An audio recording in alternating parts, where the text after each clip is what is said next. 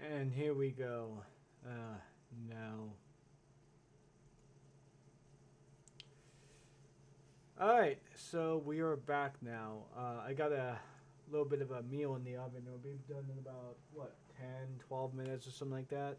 So for right now, we'll go ahead and play for as long as we can. And when I'm eating, we'll watch a particularly interesting video here, rather. Or rather, I should say maybe an old video. Not sure which. And then we'll get back to playing the game. So, hey Vader, how you doing, man?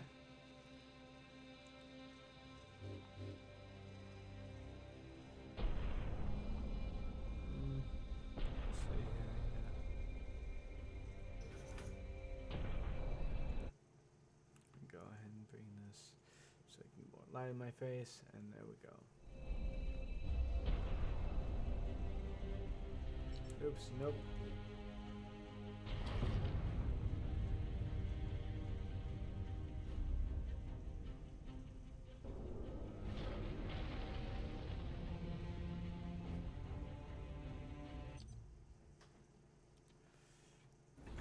Let's see what we can do here now, shall we? So, by the way, I got kind of curious a little while ago, and I figured I'd go ahead and see what's been going on with people like talking about or discussing anything with regards to feminist frequency, just to see if there was anything new there.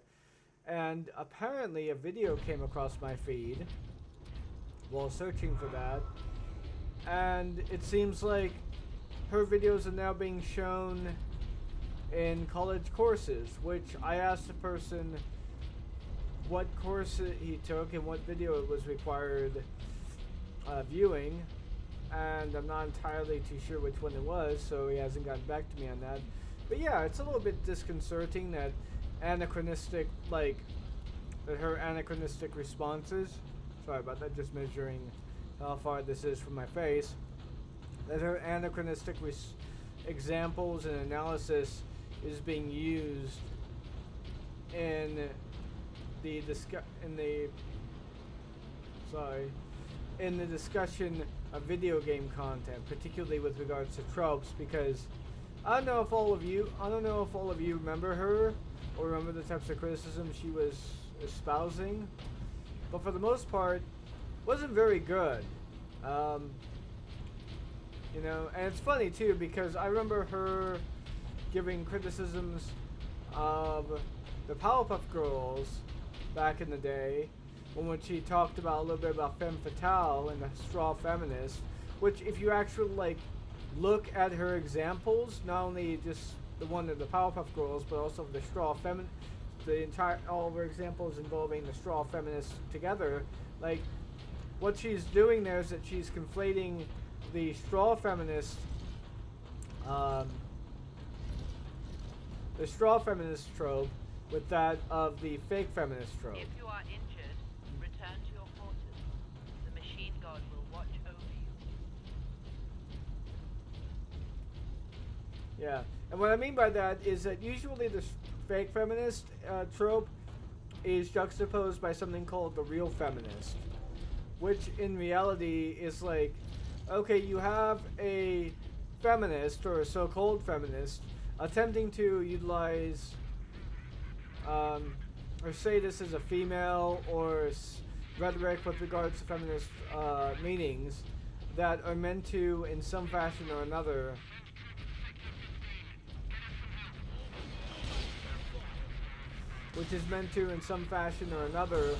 like, sorry about that. Cat's on my lap. Don't want him on my lap right now. Come on, get off, get off, get off. Which is supposed to, in some form or another, garner her attention because she's facing some form of sexism or something along those lines. When in reality, she's actually utilizing people's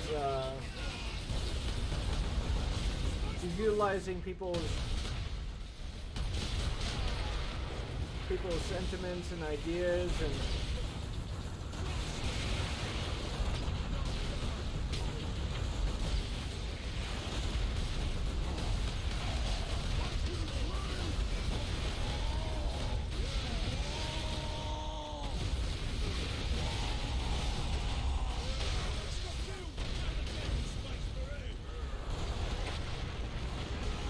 Ah, damn. Live for yourself. Yeah, but basically it's supposed to be done as a means of garnering sympathy for whatever it is that they're saying. But rather, instead of doing it for the feminist cause, she's trying to do it, and she's usually a woman, but not always. It's usually done as a means of garnering some sort of social status or some sort of fame, or in some fashion or another, just gain socially from it. So,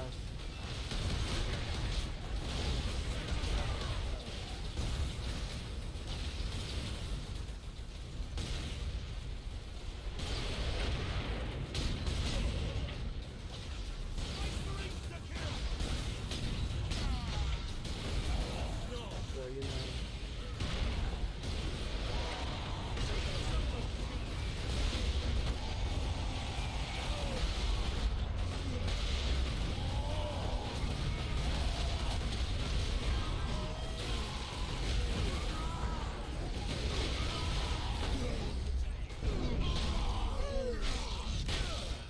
And the reason why it's juxtaposed to the real feminist trope is because, well, the real feminists are supposed to go on and say, no, that's not what feminism is supposed to be about. You're actually utilizing it for your own destructive means. Inquisitor Drogon's alive. I can't believe we survived that.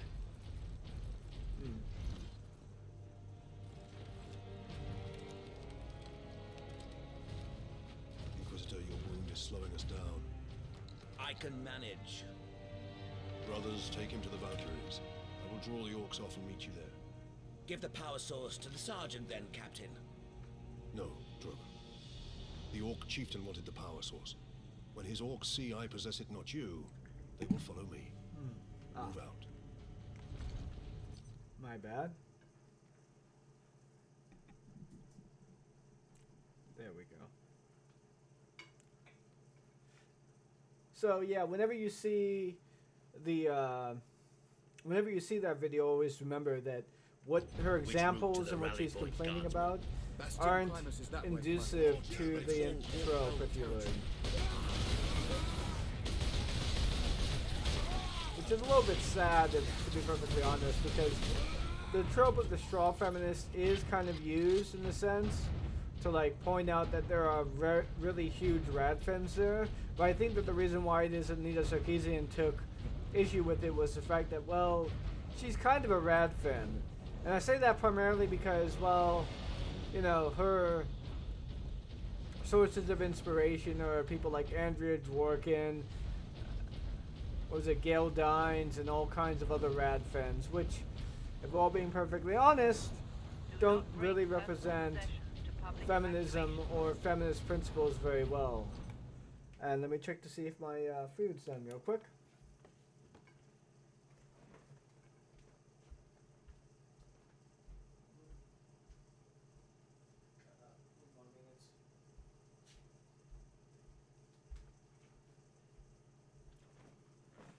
It's got about 3 more minutes to get done there, so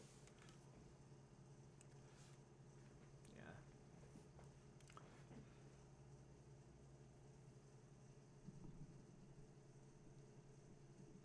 However, something that was a little bit surprising about her was the fact that she apparently isn't a TERF, which kind of surprised me, really. I say that primarily because Gail Simone, Andrea Dworkin, and the people whom of which she engages in her inspiration from, and she takes like her points from, are all like just TERFs. In fact, I'd even go so far as to say they're misandrous, which incidentally is probably the reason why it is that a lot of people mistook her for a misandress, for like just a flat-out man-hater. Which doesn't help the fact that she utilized like terms like prostituted women,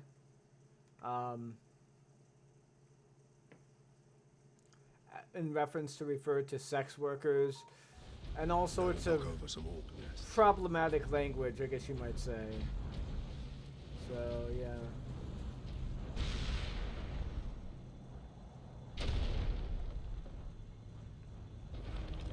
Welcome to Evacuation Center Omega. You will receive rations So You'll yeah. be protected in Kevin's weapon. I might end up doing a series and analyzing her at some point in time, but that'll be like way later after I'm done with my whole Legend of Korra rewrite series. So, you know.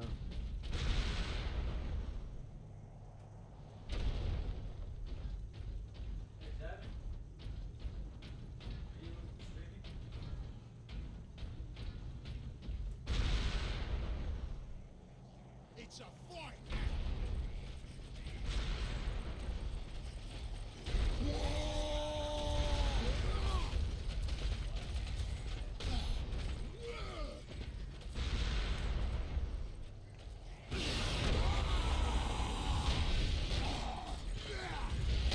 Space Marines, kill him!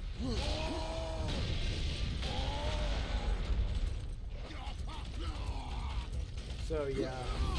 But anyways, I'm just going to be playing a little bit and just chilling here.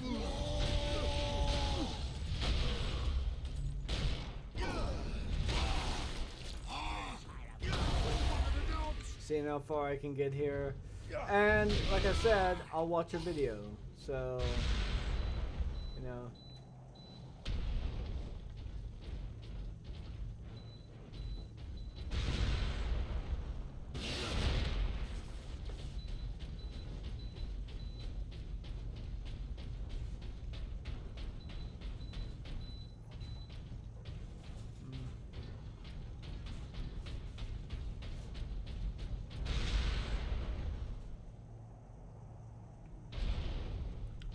See if there's any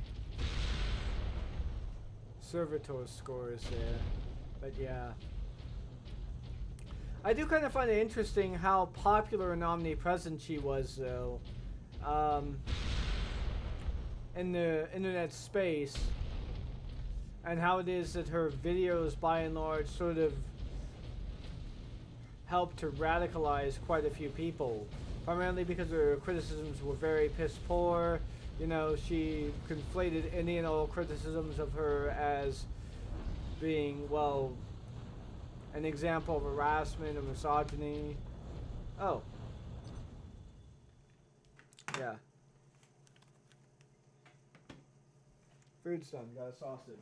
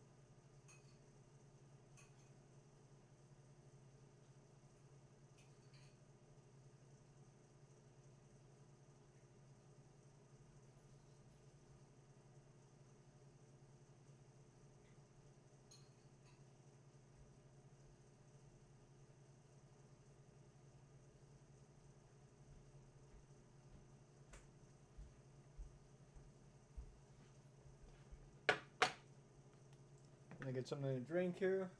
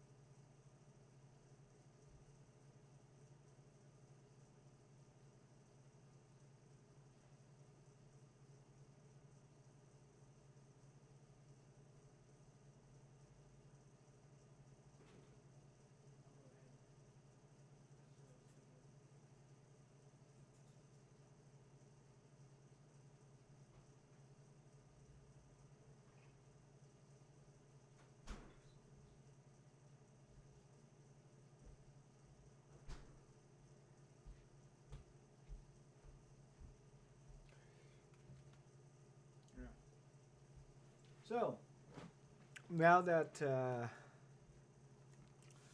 I got a little bit of a proper meal going on here, let's go ahead and do a video while we wait. While we wait for me to get done, rather. So let's see here. What is a good... Yeah, see, these are the things I recently did here, primarily just to see what what was going on with the dialogue there. I only looked up like recent stuff, so let's go and remove that then. And let's see here, anything new going on?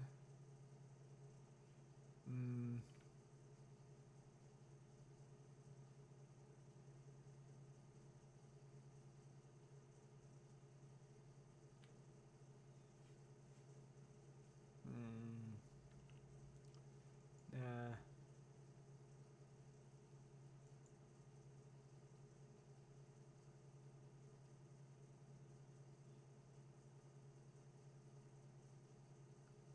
Oh, here, let's go and go over this real quick because this might be a good video to check out.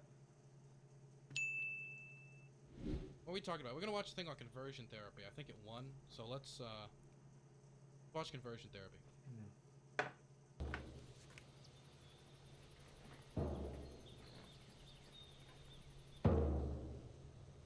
Look at the outside of this man. Look at his physical appearance. Look into this man's heart.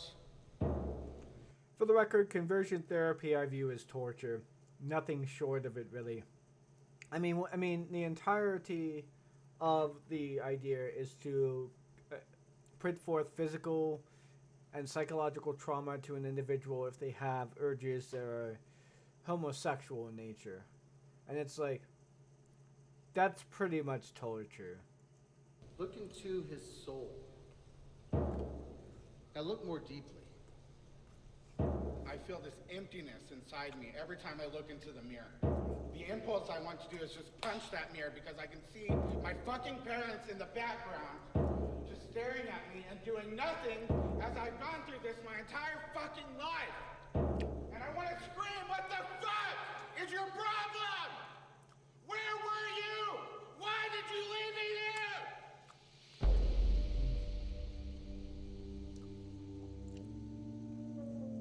Conversion therapy is a set of dangerous and totally discredited practices that attempt to change the sexual orientation or gender identity of a person. They are often practiced by licensed mental health professionals, also sometimes unlicensed counselors, religious leaders, sometimes just in church basements. And they most often target kids under 18. And these people Here's another thing about conversion therapy. Where it's legal, it's so poorly regulated. So poorly regulated. So basically anyone can do it. And that's what leads to so much physical, mental, and terrible abuse, which amounts to torture in most of the instances involved. People are beaten, struck, electrocuted, verbally gone after, like yelled at, told they're worthless and this and that. Put them in rooms and stop them from communicating with others. Like, put them through terrible propaganda sessions. That's the thing about conversion therapy. Not only is it legal, but it's usually terribly regulated, so basically anything goes. So you can have it from an actual, like, facility and camp to just somebody's basement. give them what they claim is a solution. And the thing is, if you regulated conversion therapy for it to not be harmful, you would regulate it to the point where it couldn't exist. And that's why regulations are in place in conversion therapy, because if you actually started to do the research about where regulations should be placed, it would completely remove any reason whatsoever for conversion therapy to exist in the first place. Yep, it's torture. It's just torture. What it does is it supports an industry that is profiting off of the harm and sometimes death of kids. And to one degree or another, conversion therapy is happening in every state in the country.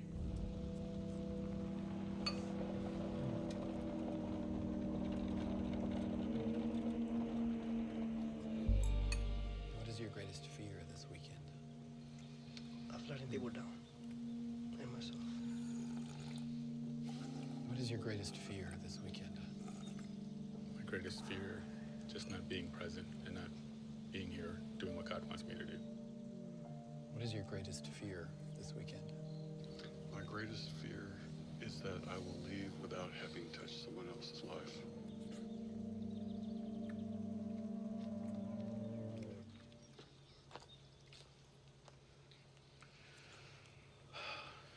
What is your greatest fear this weekend? My greatest fear this weekend is letting you down. Thank you. See the next man. Everyone is heterosexual. The idea that some people are natural. Now, let's be clear. We've had studies and information done on this like since forever. A lot of those studies were burned by the Nazis in Germany, for example, because, you know, the gays were killed in the Holocaust. And then there's also the fact that there's been studies, like we can go back all the way to McKinsey, 1940s, 1950s, about like what percentage of the population is actually gay and hiding it, stuff like that. Yep. And the McKinsey scale. But the research is very clear, unless he's telling me that like lions and giraffes and penguins, all of which have homosexuals within their animal groups and subspecies, unless they think they were like taken over by the homosexual agenda, then why, if it's not natural, would there be gay animals and basically all mammals? But somehow humans are the basically one of the few mammals which doesn't have homosexual, which doesn't have social. Yep, approximately about 10% of any given mammalian species is going to be homosexual. That's just a fact. That's just a fact. In fact, I've actually shown points when which lions, what was it, when which a male lion is fucking another male lion, and that male lion is only ever attracted to other male lions. I've shown this to people who are distinctively and vehemently anti-homosexual, and they will just flat out deny its even existence. They'll even say that that is a female lion, that the mane that exists is some sort of genetic reference. I've actually had people deny the existence of these videos, or when I showed them to them, they would say, that's not a male lion fucking a male lion, that's a male lion fucking a female lion. Just total cope. Just inability to be able to deal with reality. So yeah. Well, I'm done with my meal. Yeah, that was pretty fast, about 5 minutes in. So, let's go ahead and continue the playthrough, shall we?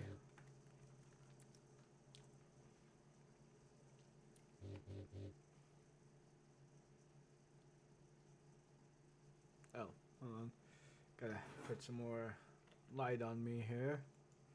There we go there. And yeah.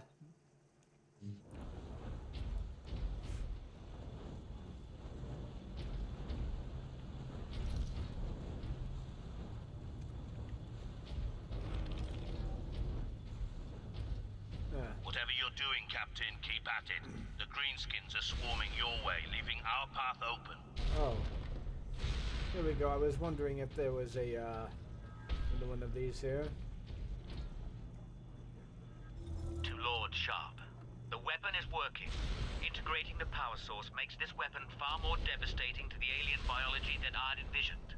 My lord, I believe that this weapon, this psychic scourge, could end the alien threat against the Imperium for all time.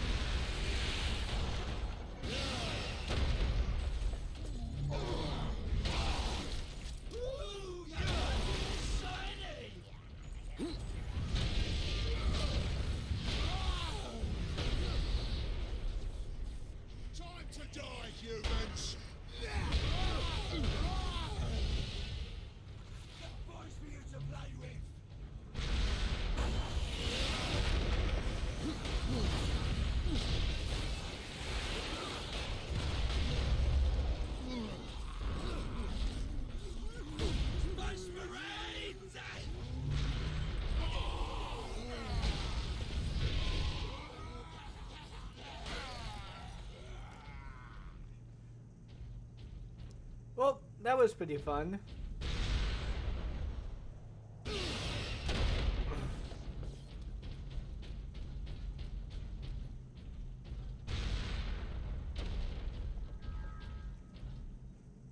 I say we stay here. This factory is a far better place than the Hat Blocks to make a last stand. A last stand? You're no Skitarii, Caleb. Workers, alert. Xenos presence detected. This is not a drill. If I'm gonna die today, this is straight up. You stubborn fool. You are not going to die today. There's got to be a place where we can hide. So, yeah. Like I said, anyways, going back to what I was talking about earlier with Anita, it didn't help in the fact that she basically didn't address any responses to her videos in any particular fashion. She more or less labeled a lot of it as sexist sort of screed, if you would. Which, to be fair, like, there were a lot of sexist attacks against her. There was a lot of unnecessary harassment just because she was criticizing games.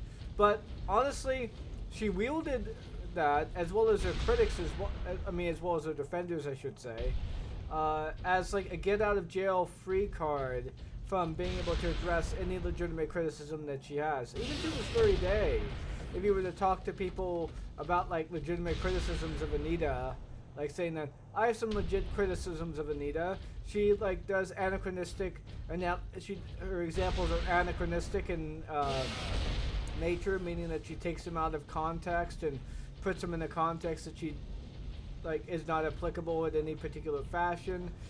She will routinely misunderstand certain ideas and concepts. Hold on. Encrypt recording. Authorization Drogon, Inquisitor Ordo Xenos. I have arrived on Graia to begin my research. This work could change the course of history. I would be a fool to leave no record. The Imperium must not forget the good I have done. But these journals will remain sealed until my death. For here I will speak the truth that could damn me. So yeah, like for example, object-subject dichotomy was described to her as like something as an issue involving feminist objectification, which is like That's not what object-subject dichotomy is in the slightest at all. Like, object-subject dichotomy is simply a basic philosophical idea. What took you so long? I saw them. The orcs are in the loading bays. Help me drag this over. Why are you blocking the door? This room isn't safe enough. We have to go, Caleb. Workers, evacuate. Xenos detected. Your safety is not guaranteed.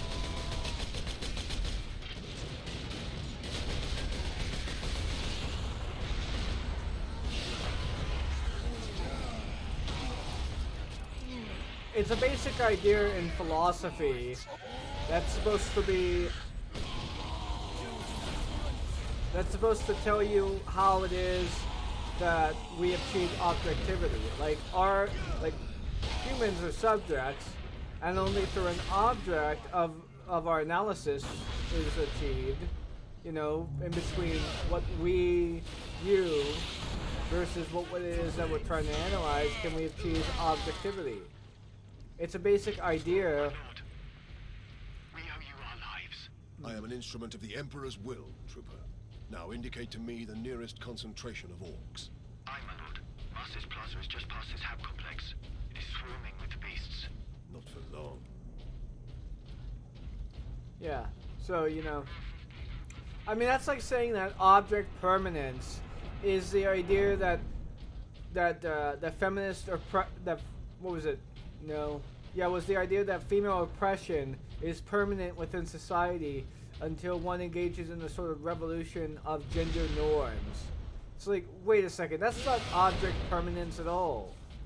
It completely misunderstands the entire idea, and the entire concept. And it's like a superficial reading at best. And it's not even like, these are not controversial sentiments. These are things that should be accepted. Yet if you were to say this to, like, any of our defenders, they will either deny it or tell you to read it again or watch it again, or like you're misunderstanding what she's saying. It's like, no, I'm understanding perfectly what she's saying. You are just like butthurt at the fact that someone like Anita is being criticized, but legitimate criticisms that make her look very, very dumb. That or very, very dishonest, you know? So, yeah. And I know where she got that. She got that from a TEDx Captain, we are within feminist talk, sight so. of the Imperial Guard bastion. Yeah, she got that basically from a TEDx feminist talk, which was very piss poor.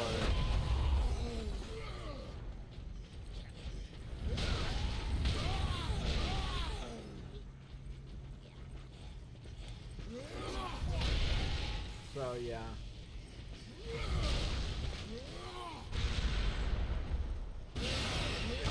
And again, like I said, none of this would really be a problem with her if she would acknowledge basic criticism. But sadly, she doesn't really do that.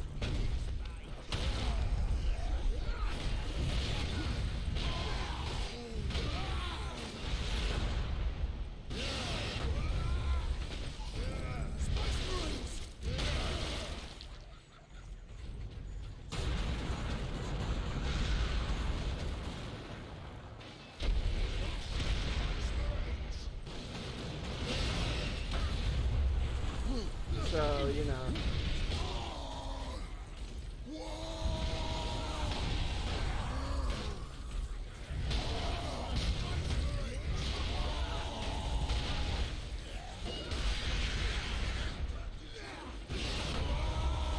But yeah, I'm just sort of reminded of all these criticisms I've had of her. But it seems like, for the most part, to be perfectly fair, almost nobody really engaged her in a way that was, like, legitimate. You know, there was very few people who were very prominent amongst the sphere of gaming that were actually willing to take her analysis full on and discuss her problems in a sort of academic setting, if you will.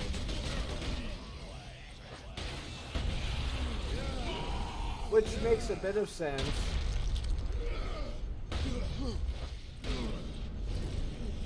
when you consider the simple fact that a lot of the criticisms of her were not very good.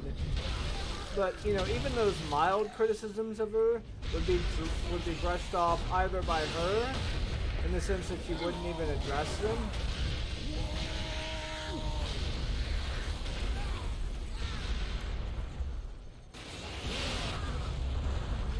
or the fact that her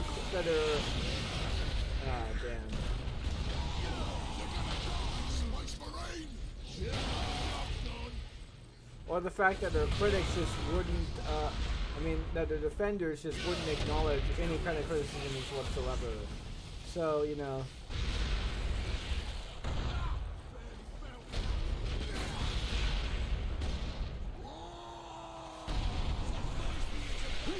There you are.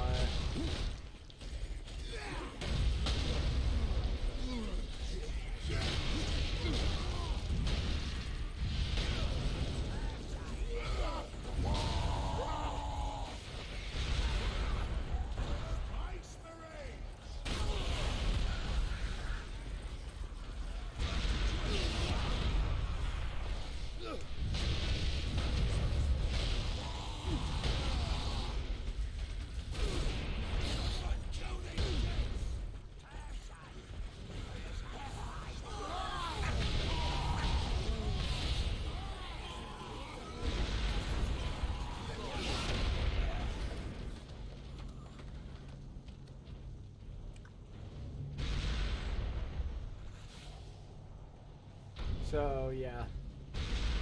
But anyways, let's get back to the game.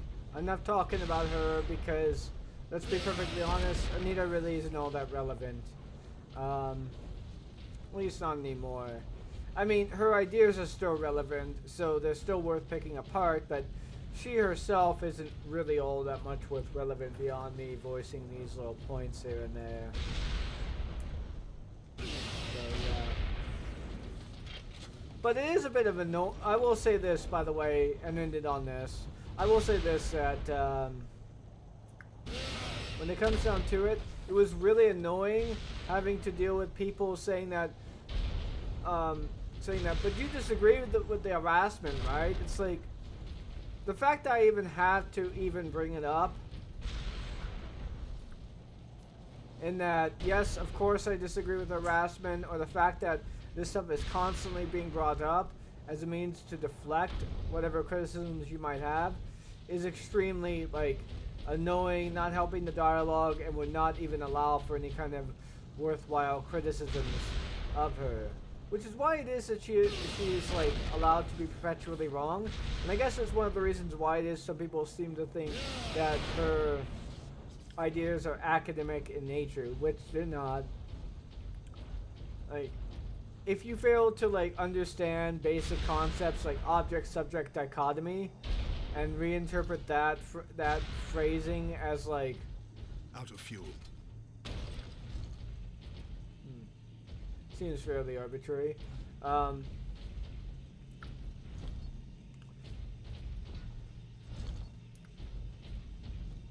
you reinterpret it as somehow a feminist notion of oppression, then you probably don't actually understand academia or ideas based on academia. So, you know. Secondary defense positions and hold the line. So, yeah. But again, I'm not too sure whether or not to attribute that. Welcome to Bastion Primus, Captain. Sergeant Sedonis briefed me about the Inquisitor and his doomsday weapon. He said you require air transport to the Calkis facility. Your Valkyries are the fastest way to reach it, and we have no time to spare. Your men are already on board that Valkyrie, and the squadron's ready for liftoff. We'll get you to Calkis with all speed. It's time the Imperial Guard brought the fight to the Orcs. So yeah, again, and I'm not too sure whether or not this the fact that she kept refusing to engage in this kind of stuff was like an issue of her specifically, or was an issue of the fact that none of the criticisms was reaching her. Meaning that some of the harassment was like clearly overwhelming her, but hey, that's kind of how it is really, you know?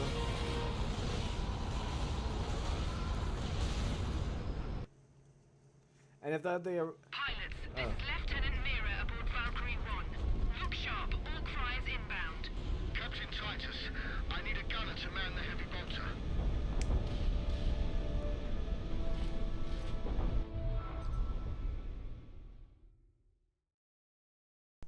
Sorry about that, I'm popping my knuckles here, so I can't quite use the controller.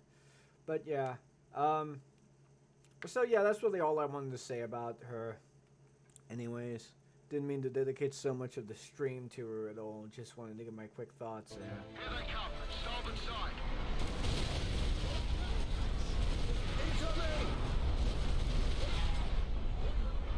That was close. Valkyrie 7 here, I've got orders. Pilot, match speed. I will shoot them off.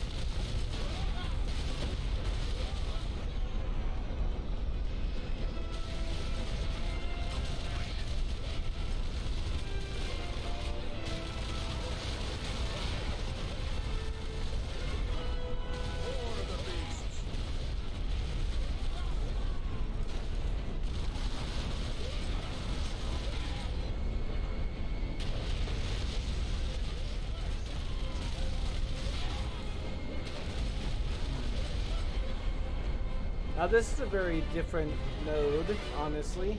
I do kind of like this, so yeah. Storm Boy's going for Valkyrie 3 and 6. Keep us in position, pilot.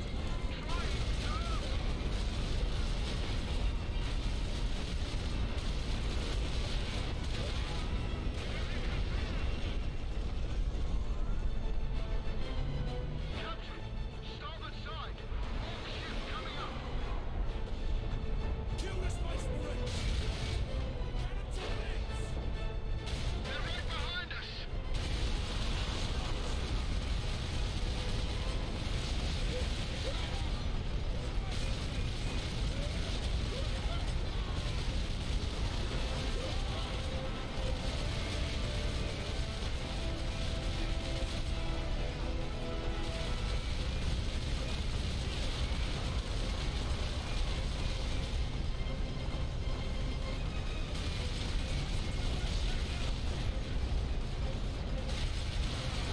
It's breaking into the cockpit.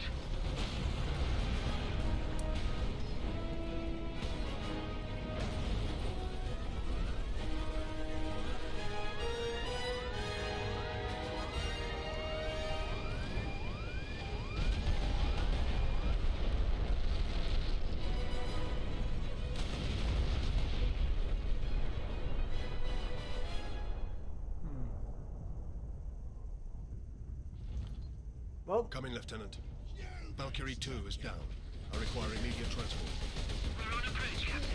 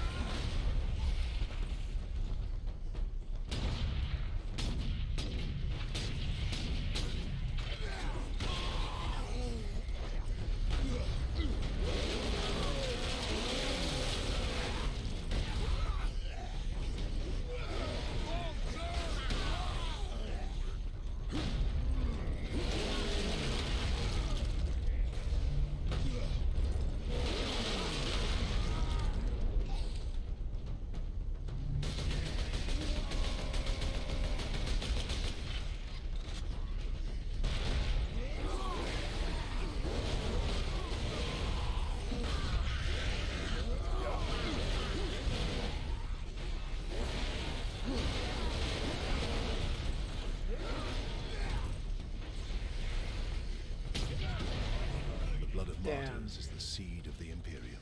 Yeah, I've got to cut those guys down first before I can do anything else because Coming, apparently they Lieutenant. take a lot. of Valkyrie stuff 2 is down. I require immediate transport.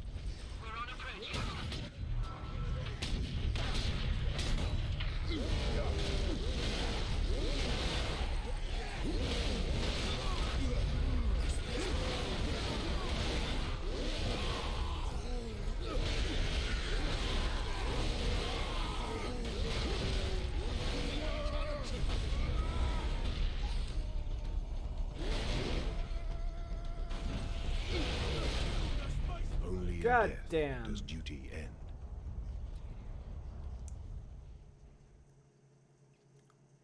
Coming, Lieutenant. Valkyrie 2 is down. I require immediate transport. We're on approach, Captain.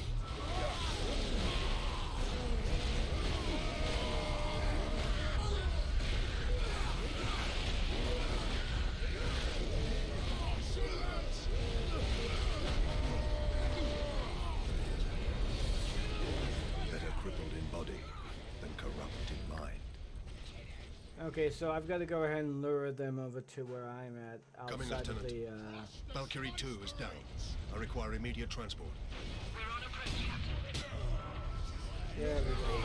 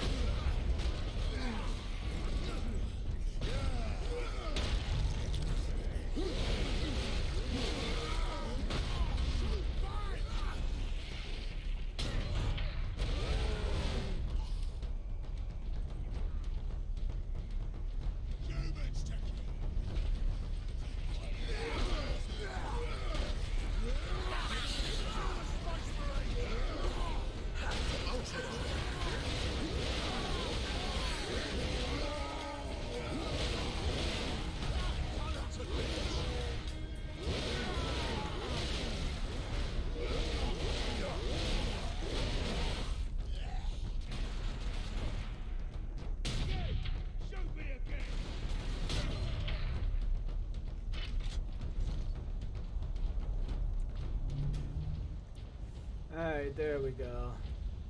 Took me a couple of tries, but I was able to get it. What is the Inquisitor's status? The remainder of the squadron has escorted his craft to the outskirts of the Calkis facility. Very good.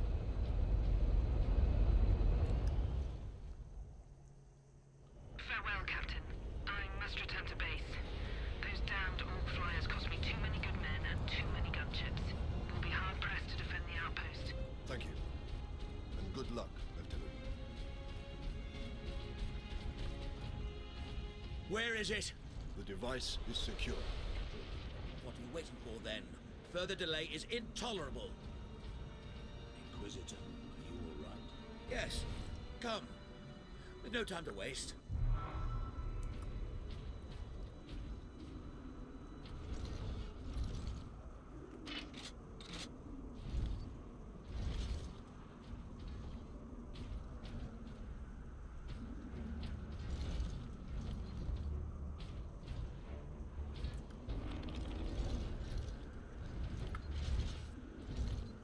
Okay.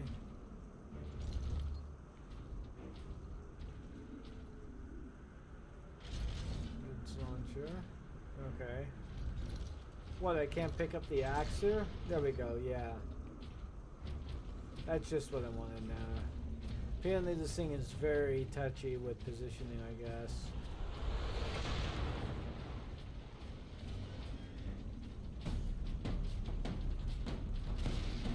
Space Marines! Kill!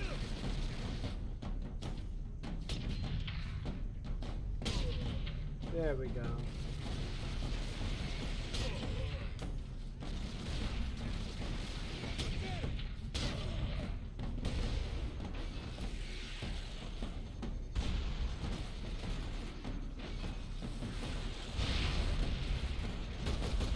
What the fuck?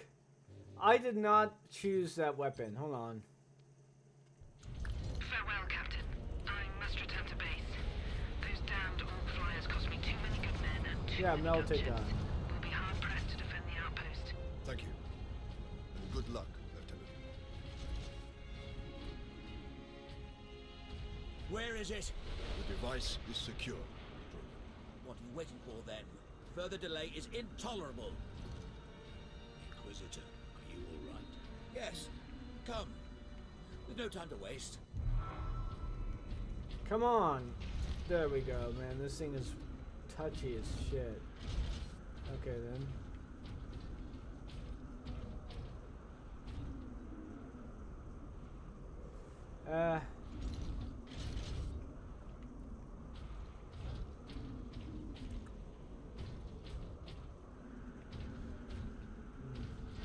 Well, guess I'll be using this then.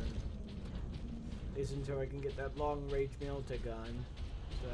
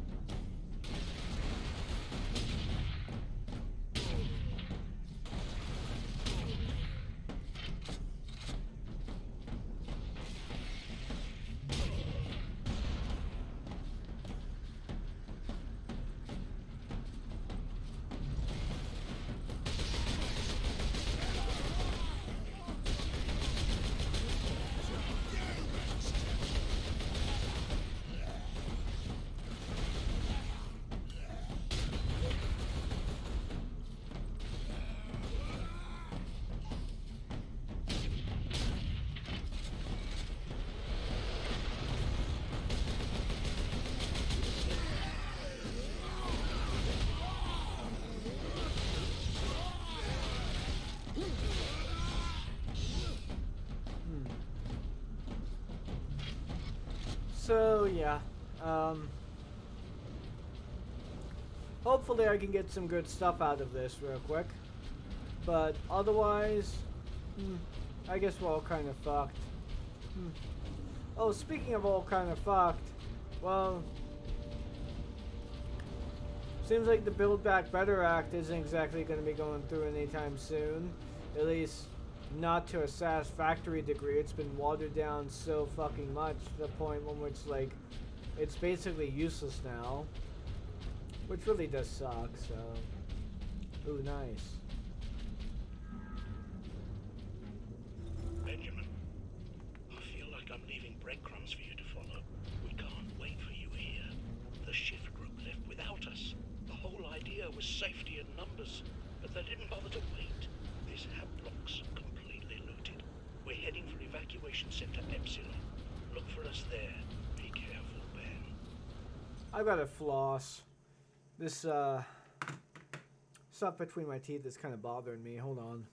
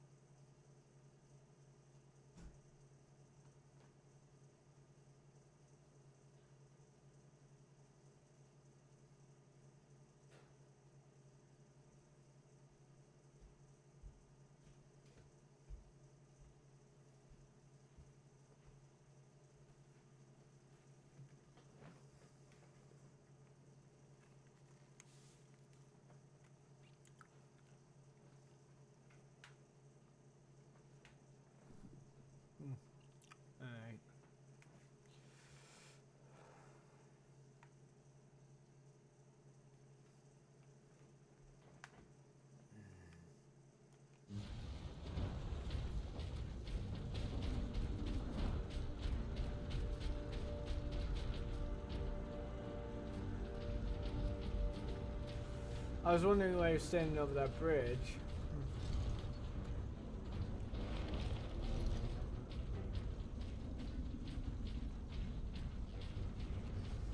This game is kind of basic if I'm being perfectly honest, but it is still pretty good.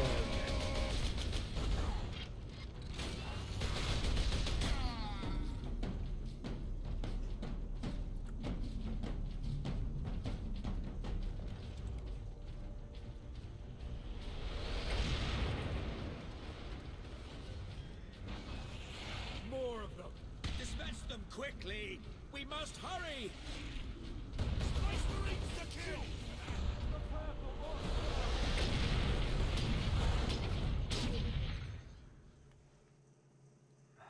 Cat's jumping on my lap again here.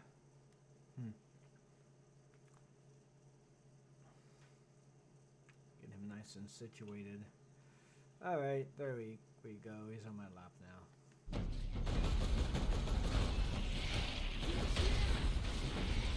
God damn. Success is measured in blood. I really do not like those guys. I really do not like those rocket launchers.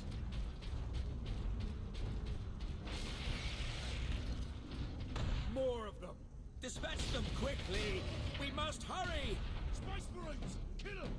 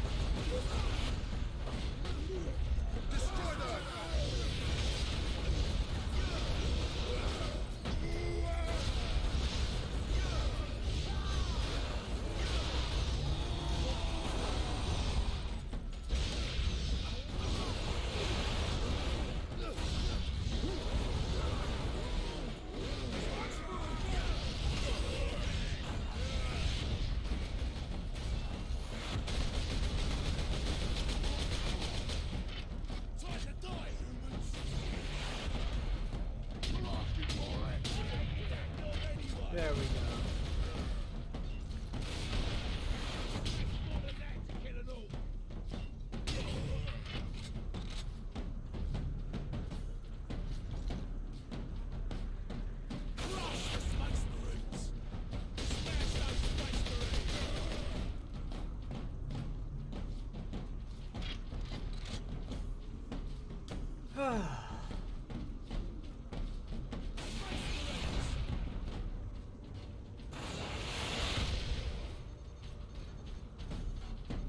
God damn.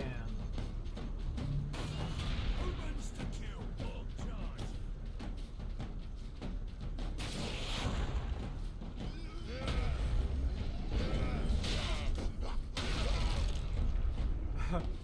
I atomized him. That is honestly pretty satisfying if I'm all being honest around here. It's like, what the hell?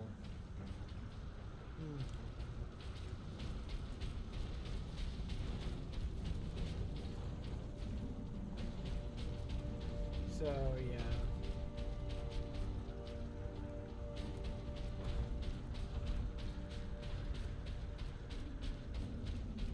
Inquisitor, can we get around the bulk of these orcs? Yes, perhaps. My research produces a minimal waste, so the facility's sluiceways should be accessible. Lead the way. radio says the orcs are 2 streets away. Help me with this, Dominus. Hurry. What are you injecting him with? Stop! This is a fatal dose. Yes, it is. I have enough for every patient. You're murdering them. I'm showing them mercy. In 10 minutes, the orcs will break through those doors and slaughter them all in their beds. Better to die in peace before that. It's the last thing I could do. There we go, that's better than last game.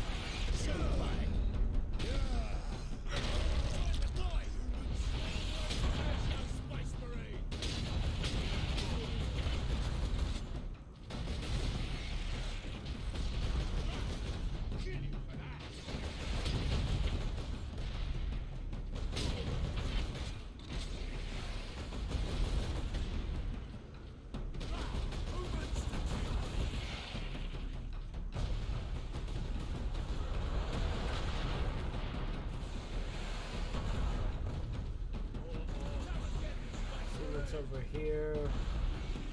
Nothing, okay.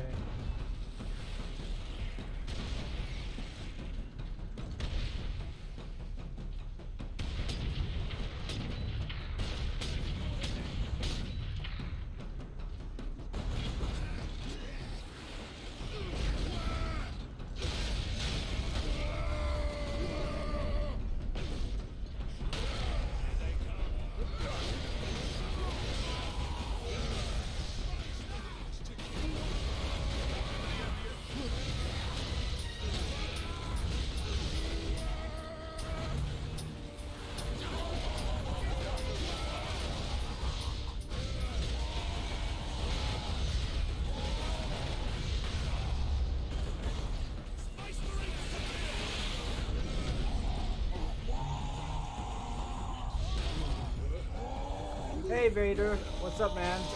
You kind of missed my little bit of a talk on Feminist frequency and kind of my problems with her, so, you know, but you can go ahead and do that later if you want.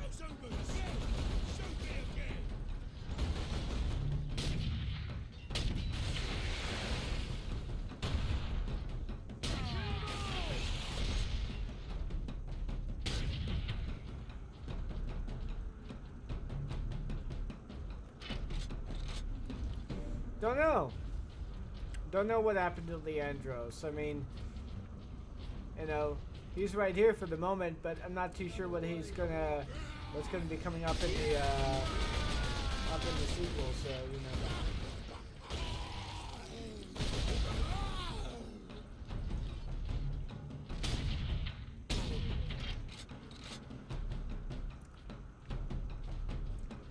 So yeah. It's entirely possible that he ended up getting ranked up himself. And he ended up ranking up to the point where which he's like a bit of a commander. But for the most part, beyond that, I'm not too sure what happened to him. So, you know.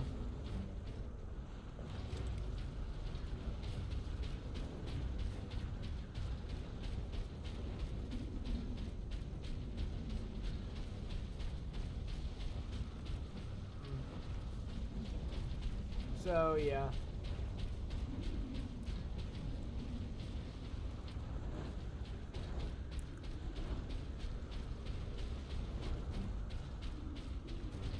Captain, my servitors were destroyed in the initial attack. I may need your help to activate the psychic scourge. How large is the weapon? The firing mechanism is at my research lab, but the energy pulse itself travels along conduits from the lab to the orbital spire. Yeah. Oh, hey, apparently we might end up seeing... By the way, Knight, just so you know, rather, I think I'll call you Vader. Vader, just so you know, apparently Anita Sarkeesian's, like, stuff is being shown as, like, mandatory viewing for college courses. Didn't really know that, but it's kind of sad and surprising to say the very least. And the reason why I say both is because, well, you know, her criticisms weren't that very good. I need time to override the lock, Captain. Understood, Inquisitor. Okay. Oh, great. It's a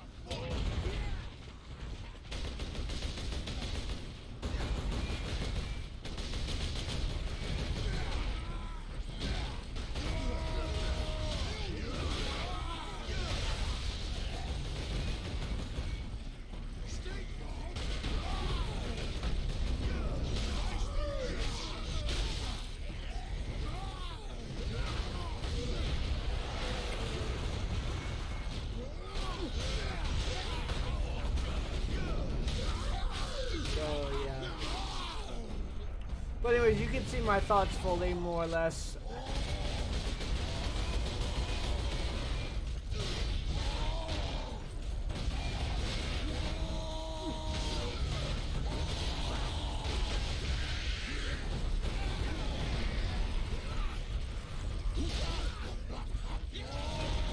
Ah, damn, I almost got it too. Shit. I hope I get full health after that. Yes. Okay, good. I was kind of worried that I might get like respawned into the area without full health. So we will proceed through that door.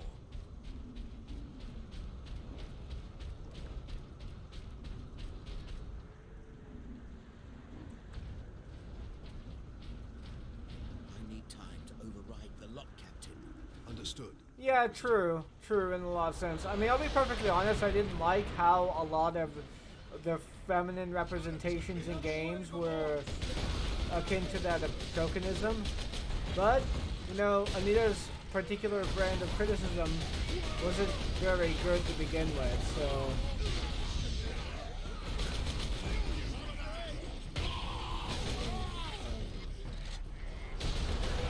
So, you know, and unfortunately her brand of criticism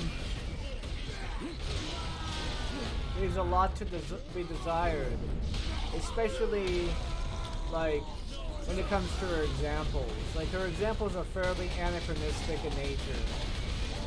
They don't really fit.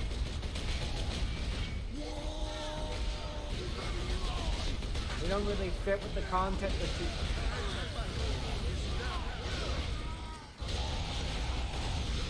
They don't really fit with the content that she's trying to produce, and her examples are fairly piss poor. And I'm not really a fan of the fact that she says shit like subject-object dichotomy, and tries to make that as a reference towards like. Hold on.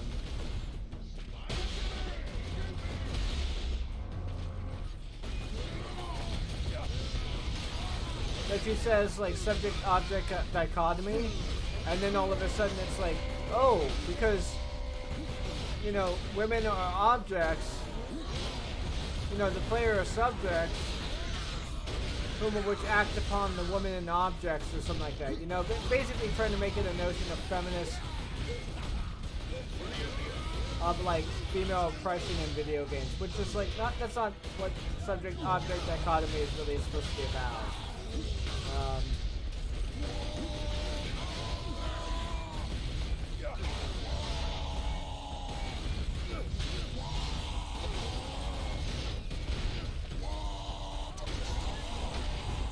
God damn.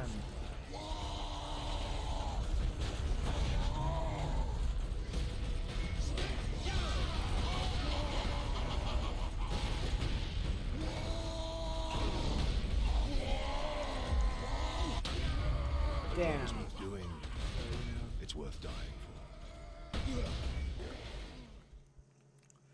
Oh yeah, yeah, and that was, you know what, I always kind of got annoyed at the fact that she would just flat out ignore those types of games too as well in her analysis, as if they wouldn't matter. And whenever she would include that, she would primarily focus on the marketing of the game, as if the marketing is how you're supposed to perceive a video game to begin with, rather than, you know, how it is that most people would play, you know?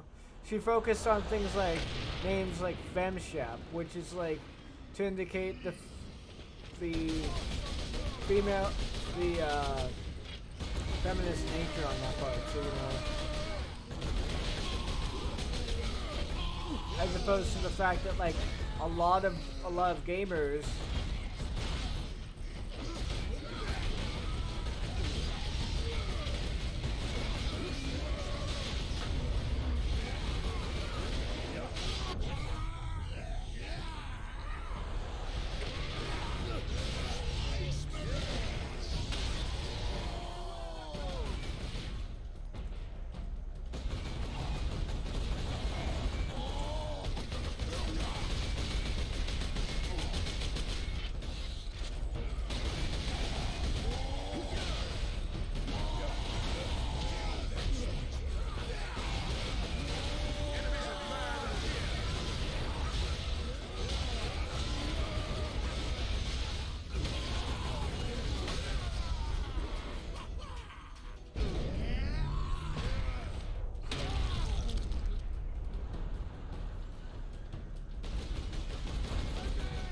Alright, we'll do.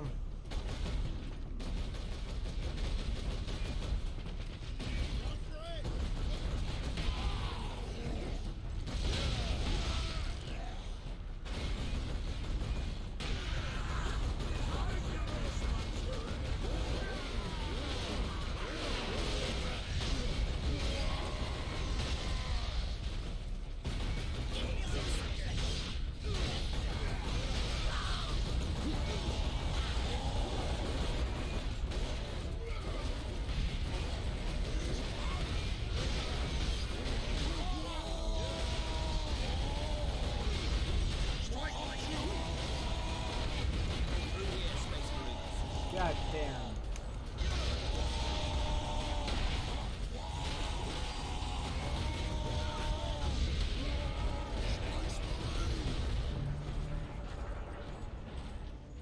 Okay.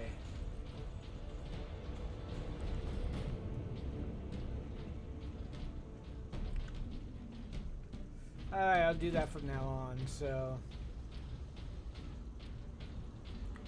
I thought the Spire to be a ground-to-space transport. It is. With a few modifications, it also makes an ideal firing tower. The energy pulse should not damage the Spire. You do not sound confident. Improvisation and experimentation go hand in hand. Yeah. And you know what? It wasn't really helpful at all, the fact that she would like do things like, oh, these games are all sexist and misogynistic and whatnot, but yet what she's doing is that she's like calling the use of the trope in and of itself sexist and misogynistic, which it's like, that's not how that term works. You can't just use a trope or name a trope being used and then say it's sexist. Not only is that extremely limiting and reductive,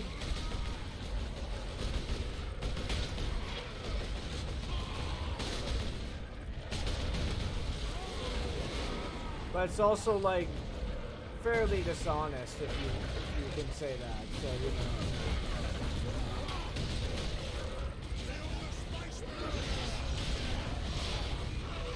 But yeah.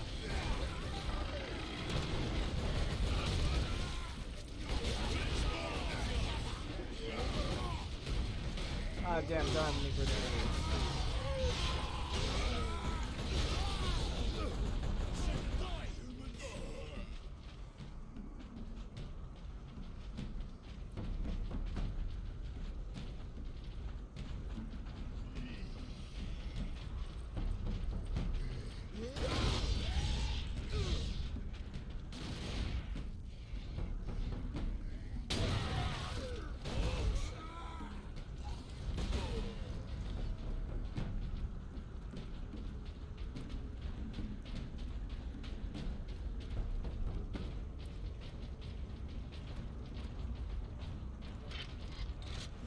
Yeah, well, if we're all being honest, the Sith Lord stuff kind of got old after a while. But yeah, I definitely agree with you on that part. When it comes down to it, like, I do think that when it comes to her analysis is like, oh, look at this trope that people are using in their game. Sexist. It's like, no, you have to actually look at how this trope was using, because it actually doesn't take into account the fact that, I don't know, a lot of tropes can be used to subvert in a fairly subversive manner. So yeah. God damn it. Fuck.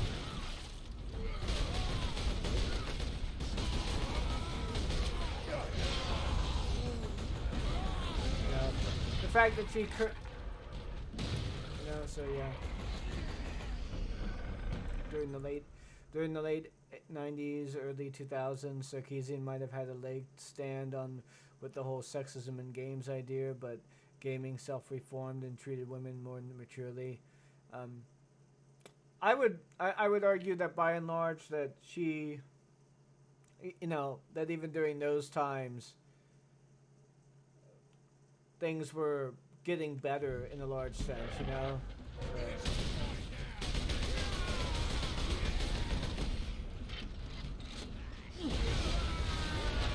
But yeah, if she came by a little bit earlier, that would have made a little bit more sense.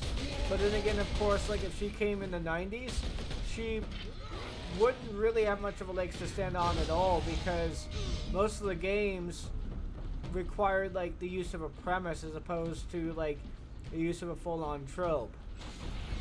I mean, Jordan Owen said this a while back ago, and while he clearly went full-on cringe mode in this regard, he was very much right when he says that Anita Sarkeesian is conflating the use of a premise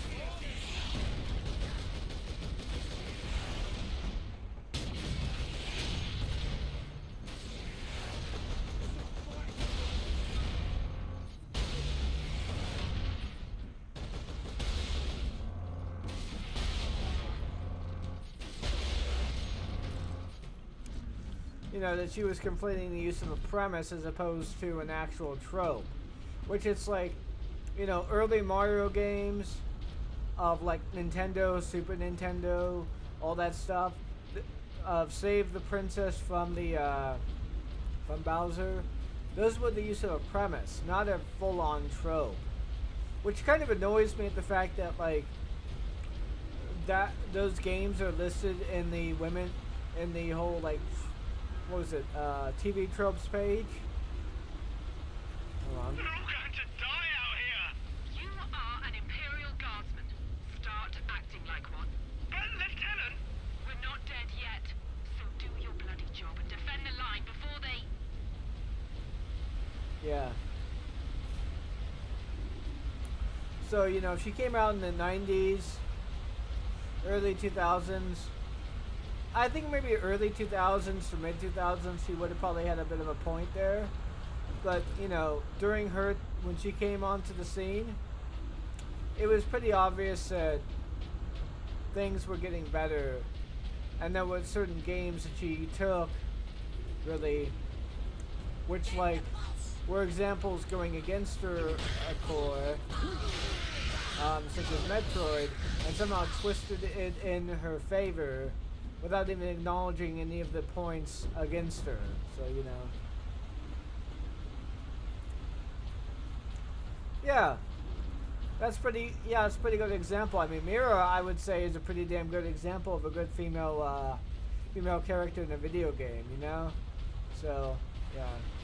In fact, it seemed like her criticisms were the fact that women were being subjected to any form of violence, or any form of gruesomeness, or were even like the subject of a video game in which the male protagonist had to save it all. So, in fact, what was it? I think she had a list of games. Oh, let me look this up. Frequency. Frequency guide.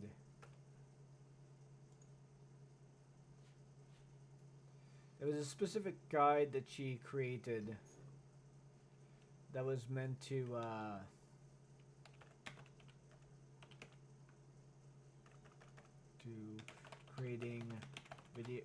creating female characters.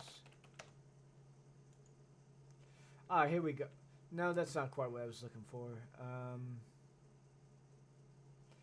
Yeah, I think she may have like removed it from her website because doesn't seem to be coming up at all. But there was a guide that she created on how to create female characters in video games, and it was like a laundry list of things you can't do to portray a woman, and it just going over the list, it just became so stifling.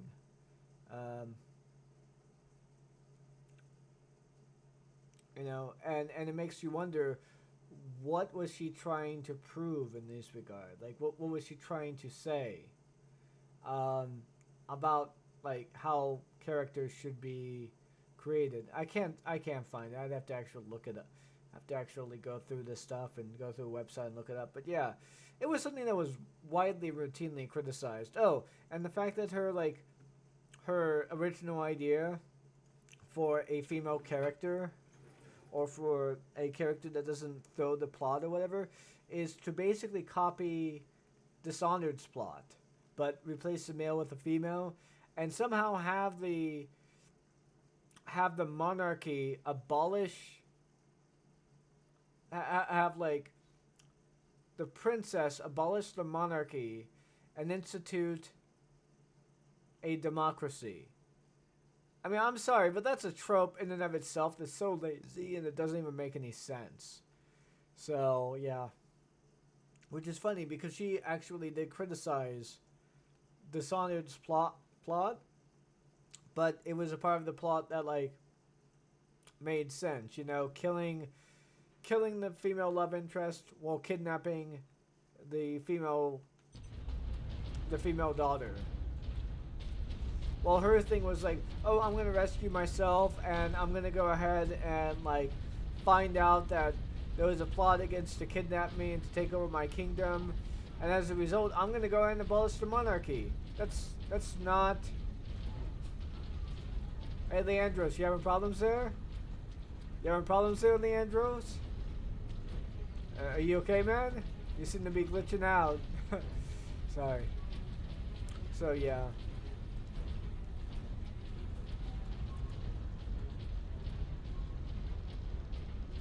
Well, it wasn't so much that. Like, there were examples of female characters that were in distress unnecessarily, and were only subject to that way because of the plot, but, you know. Oh, yes. Just a few defenses. What comprises a few, Inquisitor? Servo turrets, mostly. Set to eliminate orcs? Set to eliminate anything with the misfortune to move within their range. Yeah, that's true. That's true. I mean, I'm not a big fan of monarchies myself, but if I'm being honest, like, there definitely does seem to be more female monarchies throughout history that seem to have been very empowered and have helped their society or their culture, quote unquote, to advance to such a ludicrous degree that it's kind of sad at the fact that there are...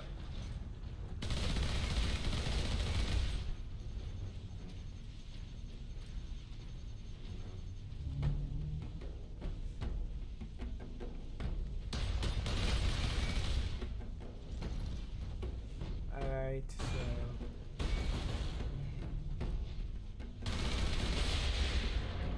There we go.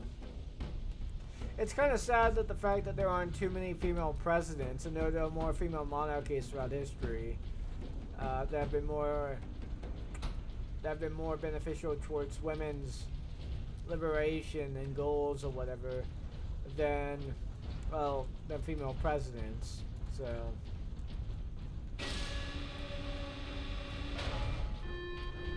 Authorization required to implement security protocol.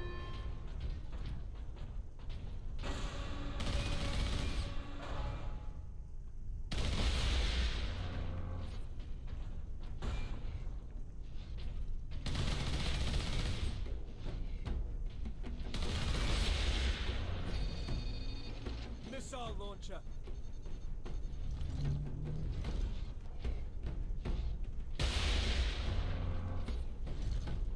No way to move quickly with these guns everywhere.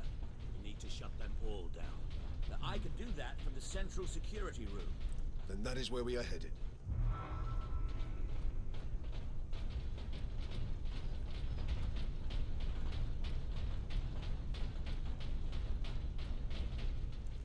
Okay, I'll go ahead and do that then if I can. So, you know, I just figured it would be a lot easier to use the long-range melter gun.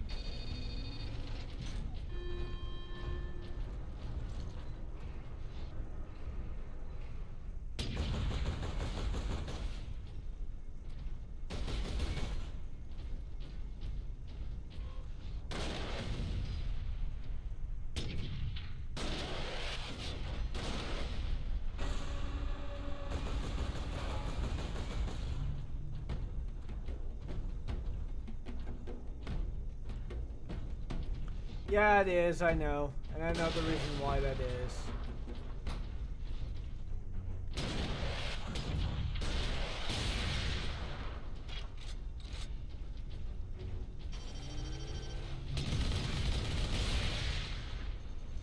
Yeah, I'm gonna use this rather, because it seems like there's way too many shots that are going to be needed.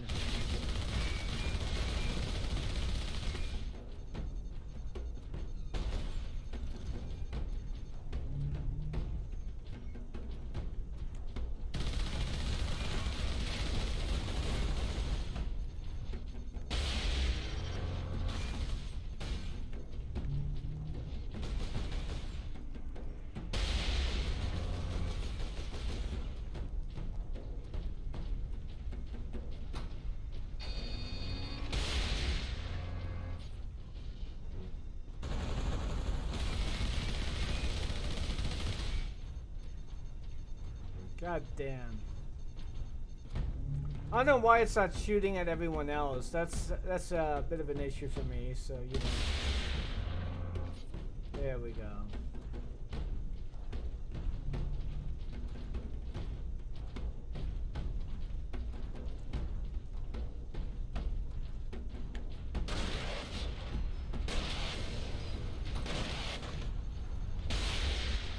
There we go.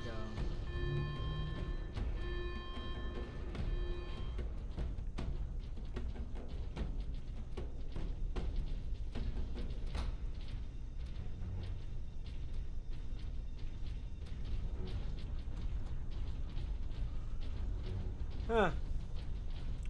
I don't know. Poor logistics, resources. It's entirely possible that they can't quite manufacture that many turrets, or, you know, maybe it's because the orcs might just go, I'm a tank, I'm a tank, I'm a tank, I'm a tank, I'm a tank, and just barrel through them all. I know that's not how it works, but I had to just make that reference towards Adeptus Ridiculous, you know.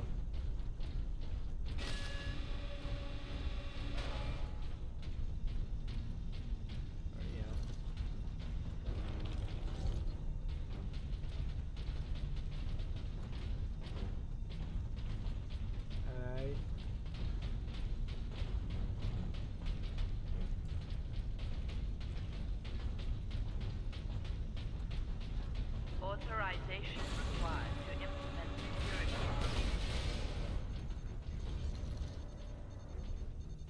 Fucking Christ. I'll fucking move.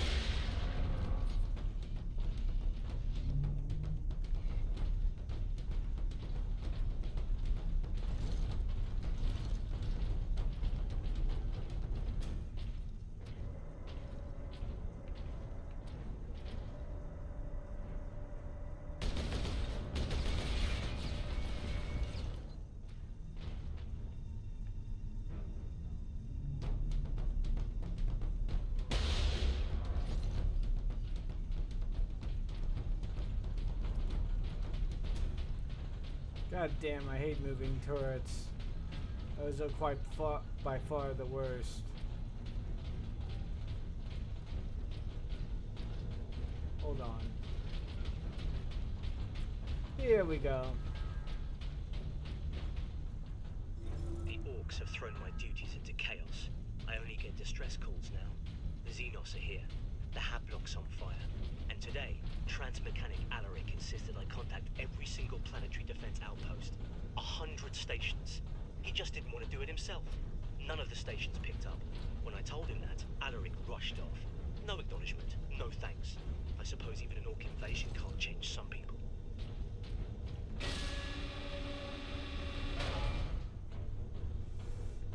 Great. Okay, there's one.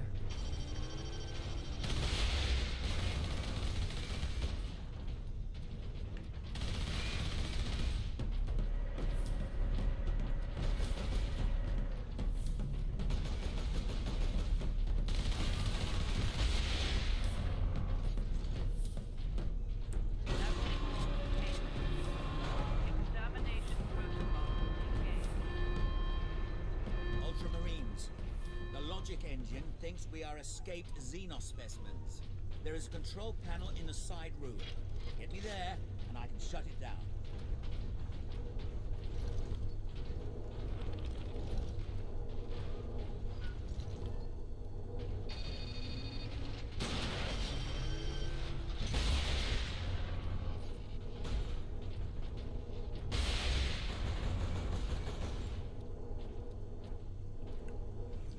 The new Disney canon has 12 million worlds. In the old EU, it has 70 million.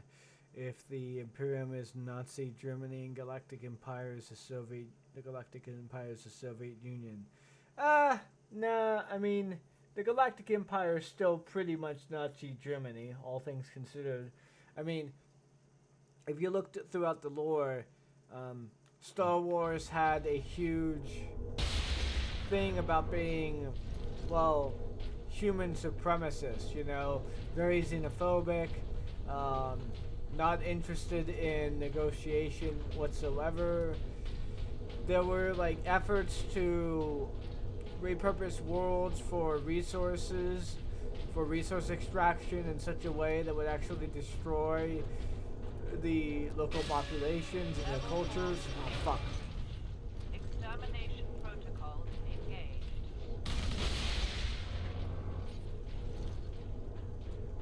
So, you know, the Galactic Empire still pretty much Nazi Germany, so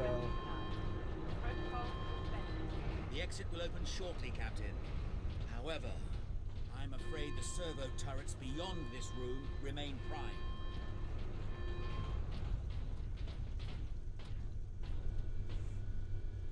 oh yeah, size-wise, yeah, that's true. Yeah, in terms of its size,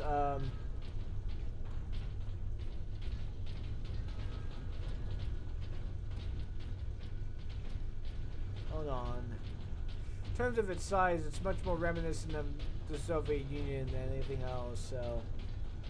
Speaking of Soviet Union, it seems like Russia might end up trying to recreate.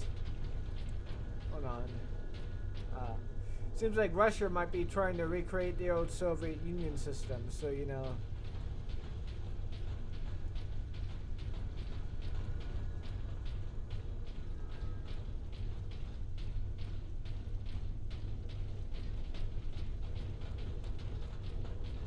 Primarily because of how Ukraine is, you know? What is So, kept yeah. in these containers?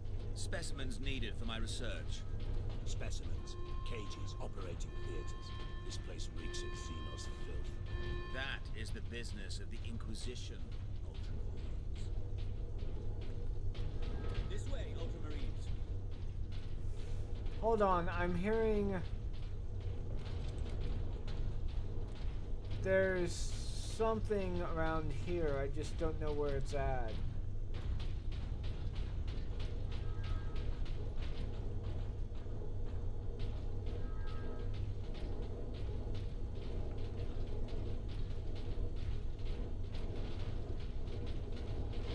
It sounds like there's a servo score somewhere close nearby, but I don't know where it's at.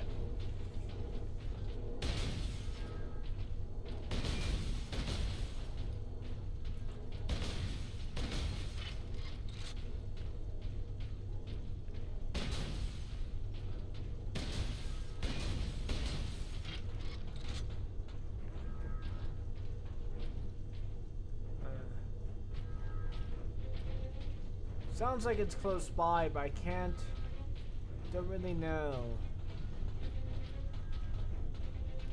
Wish this thing had a bit of a map here.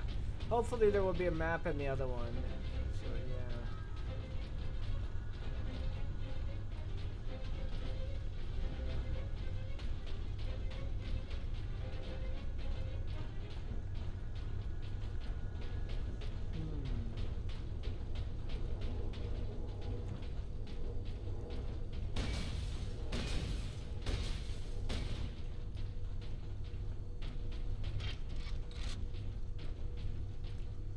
Huh.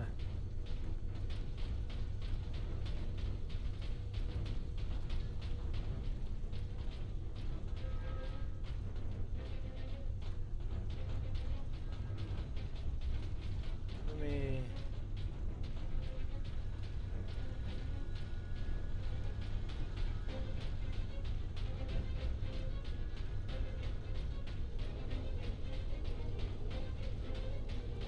whatever, I'll just go ahead and look for it on another guide or something like that.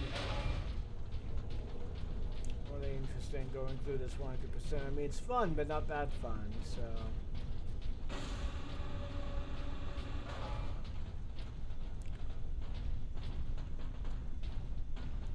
But yeah, it seems like that there's going to be a lot of talks about Russia trying to invade Ukraine and trying to engage in some really sort of questionable tactics, you know. Space Marine recognized. Ultramarines chapter. Granting access. Ooh, the Kraken bolter.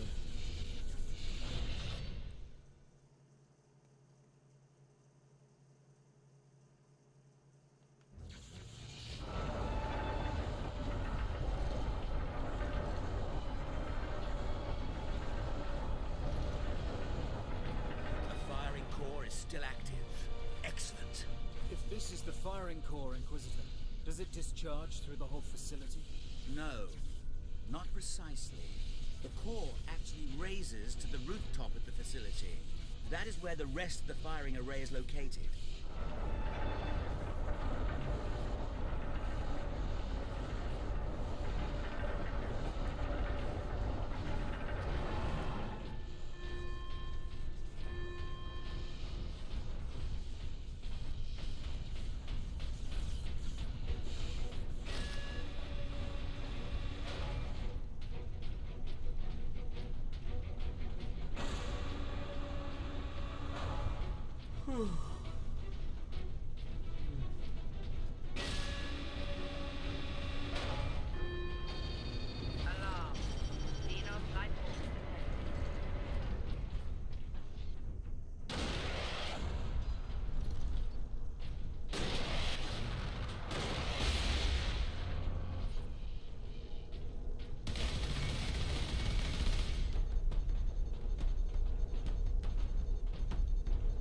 God damn, I'm beginning to dislike these turrets, that's for sure, so...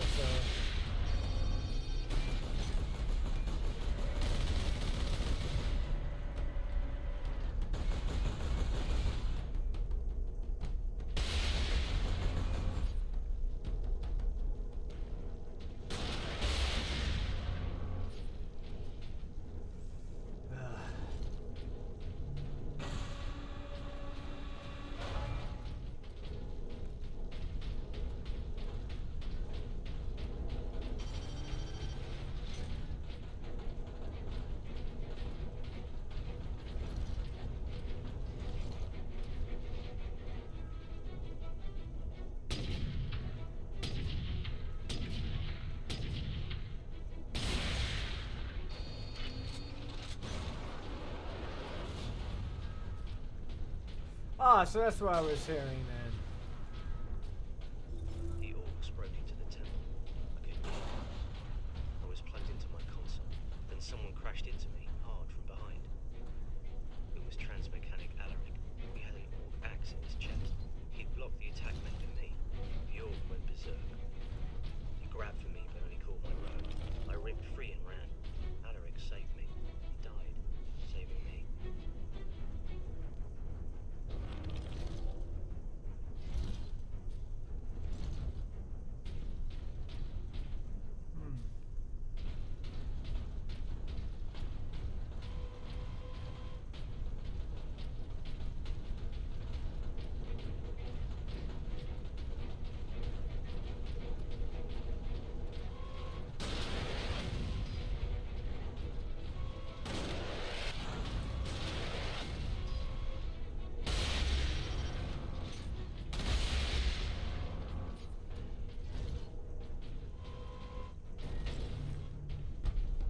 God damn.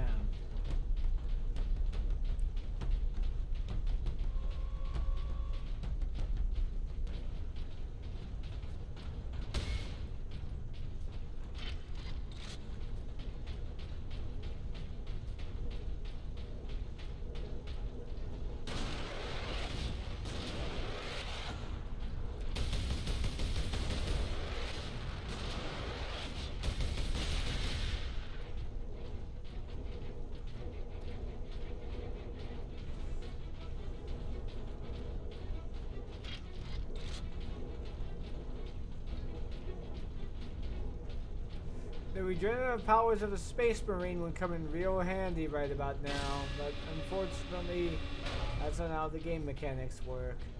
So. Xenos detected.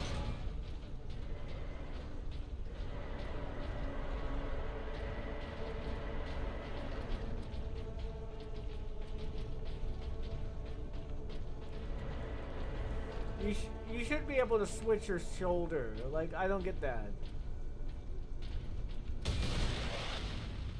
God damn it.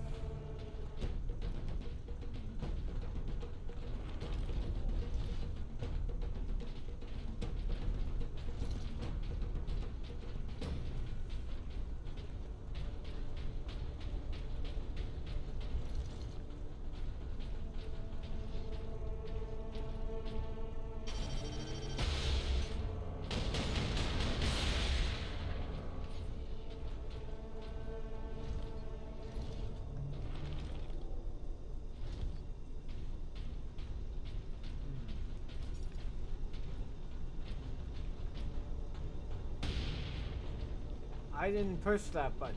Like, I didn't even push the shoulder button at all. Like, what the... Oh, okay, I see. That's what happened there.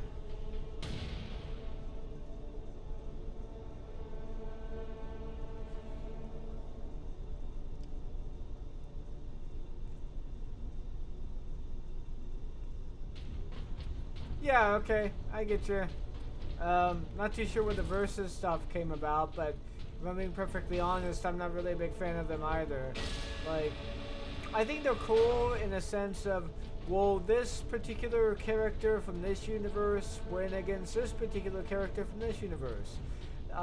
They're a lot more entertaining in the sense of being from, shall we say, a question of sheer curiosity. But like I said, they're a lot more entertaining when the characters are much more evenly matched to each other and they have similar skills or abilities that they can call from. Which does make the whole thing a little bit more, I guess you might call it, entertaining. That's why it is like Death Battle a lot. They try to take characters as close to power and ability as possible, and they try to make it so that way they're able to, well, be on par with one another. So, you know. So, yeah.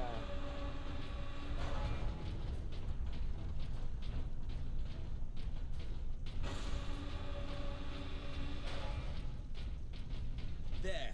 The command room is beyond those doors. And those sentries.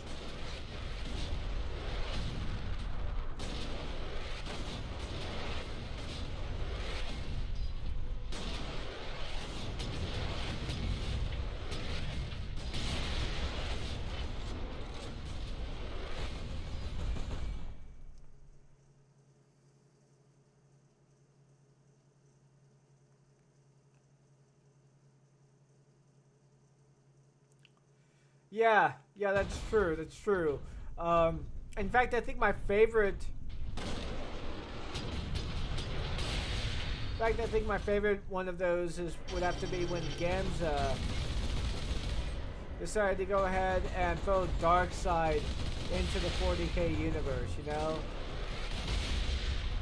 Which, like, if you're gonna do something like that, throwing Darkseid into the 40k universe, wow, you must really want it to be punished. I mean, holy shit. So yeah.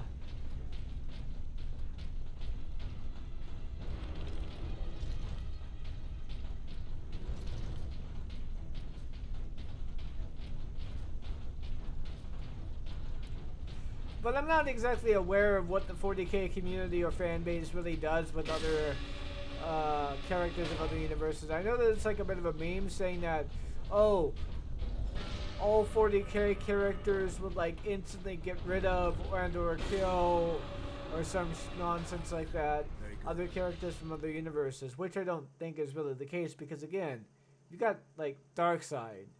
If Darkseid gets thrown in there, it's not good for that universe. Not good at all. All the security measures will be down shortly, Captain. I'm afraid they were the only thing keeping the orcs outside, however. But you will be able to fire the weapon. Indeed. We had better do so quickly. This place will be awash with orcs before long. Of course. Security systems disabled. Authorization recognized. Releasing safeguards. Please proceed to the generator room.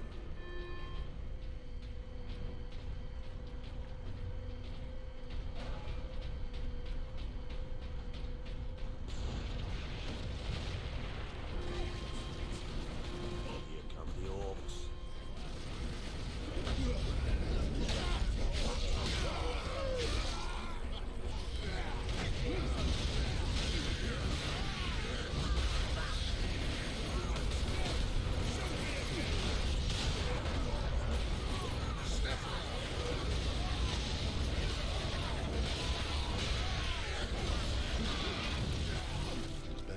Ah, damn.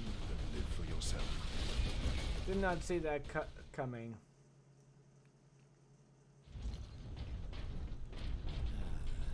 Very good. All the security measures will be down shortly, Captain. Alright, I'm okay, let me afraid go they ahead were and the only thing let me keeping go ahead the and keep orcs it obvious outside, here with however. regards to Merge Zamasu. Full access granted. With regards to someone like Merge Zamasu, he's powerful and all, and I get that. But But you will be holy able to fire shit, the what weapon. a complete Indeed. and utter idiotic We had better do so move quickly. This place by will be awash with orcs basically before long. taking away Of course. what could have possibly been a cool Security exploration systems of disabled. Goku Black's abilities on Authorization display. recognized. Releasing Um, safeguards. and have like the consequences of him Please doing proceed that to the and just generator like, room. oh, let's just merge these two's abilities so that way there might be a means to be able to kill Zamasu. Oh, but not really. Here come the orcs.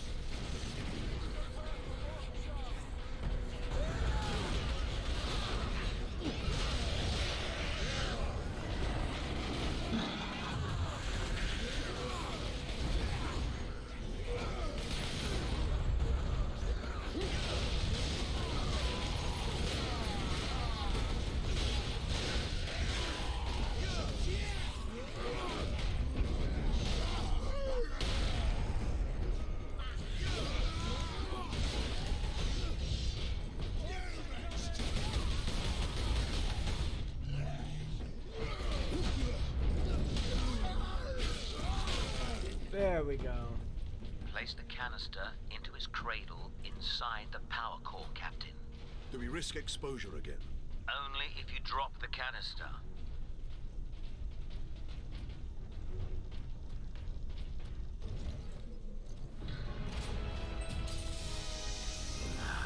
Very good, Captain.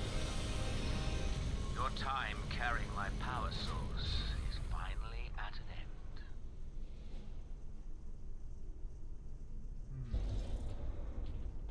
Stand clear. Cyclic Scourge firing sequence commencing. Alarm. Structural damage. Warning. Emergency containment rights commencing. Damnable thing! What do you need me to do, Inquisitor? You'll need to manually restart the array alignment. Forcibly, if you must. Where? In the firing chamber. Board the lift, Ultramarines.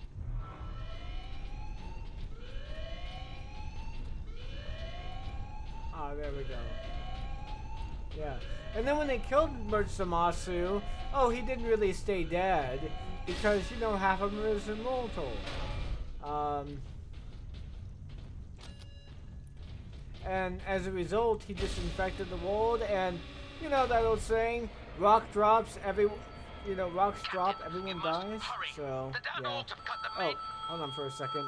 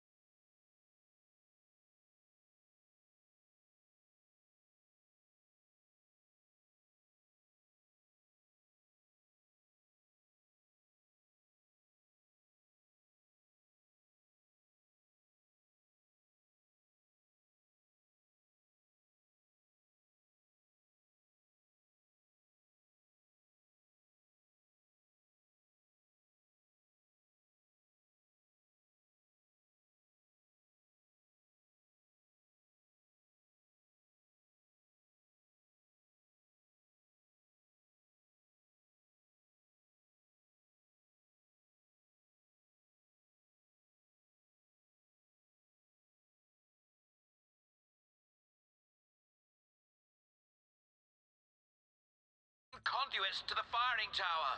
You must reconnect the conduits, Captain, or we're facing an overload that will rip this planet apart. Understood.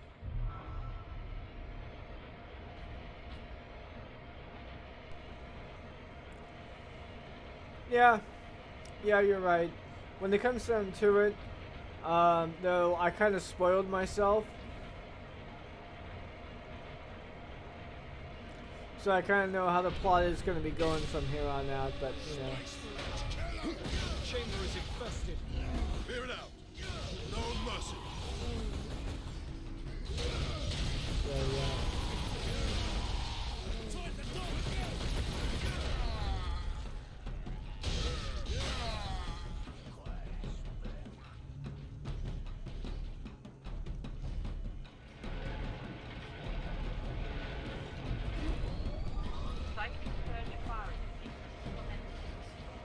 Inquisitor, the conduits are reconnected.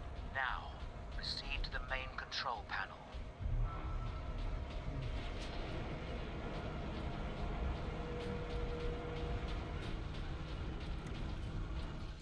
Yeah, but you know, I played this game a while back ago before I really got into 40K, so, you know, I wasn't quite sure what would happen with the Psychic Scourge. I got up to like a certain point, and after I just stopped because, you know, I didn't feel like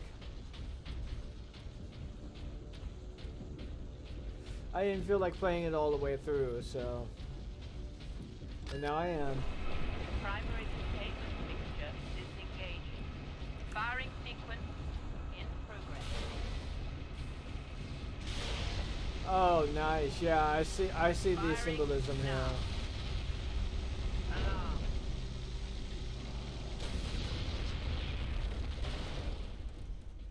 Look at the spire. I've been looking for you, Space Marine. You got something of mine.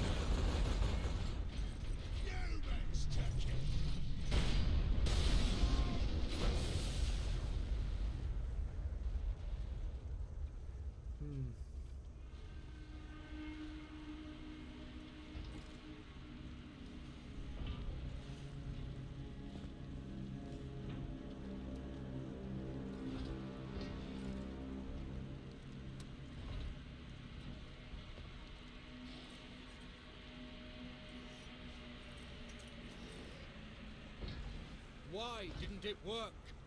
Damn that Drogon! Never trust the Inquisition! Stand fast, Ultramarines. We can handle a few orcs. Space Marine! Was that supposed to hurt?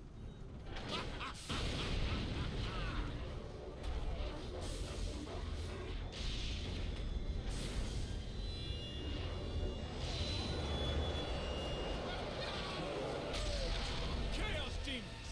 How is this possible? You got new friends now, Space Marine!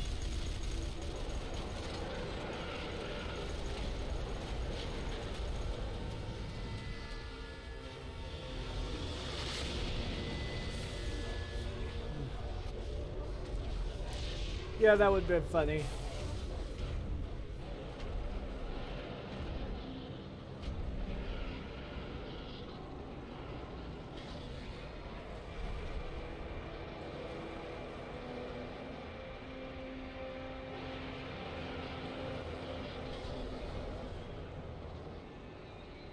Inquisitor! Get back!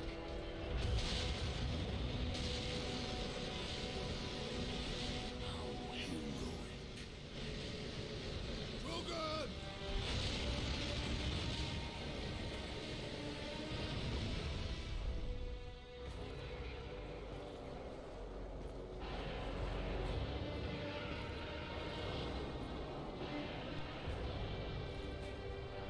I have served you well, Lord Nemeron. Traitor.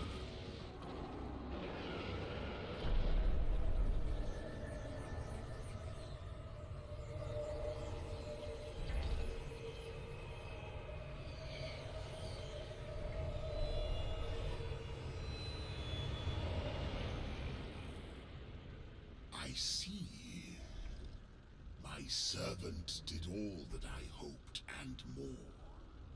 But he would never have succeeded without you. Captain Titus. Thanks to these brave Space Marines, we have broken through to this reality. The Blessed Gateway.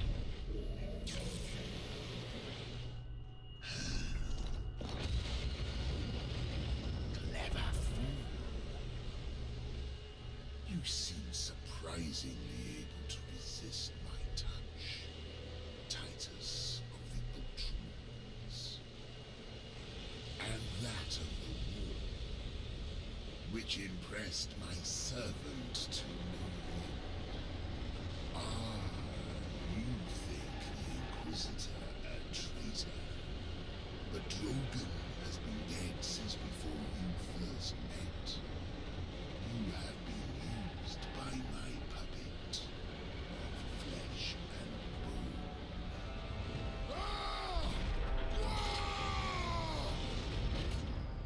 I ain't so easy to kill.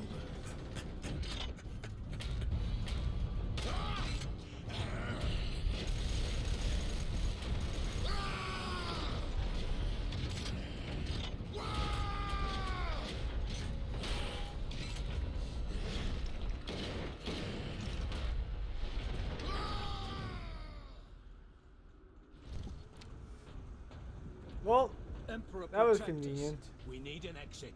To the lift!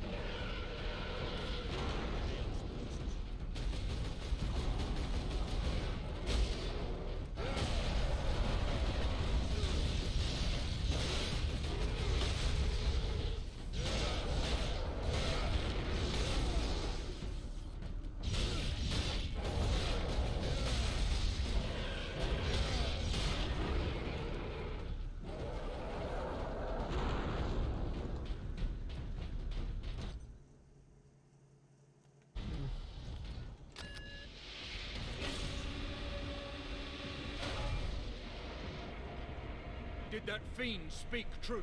Did we cause a Chaos invasion? Of course we did.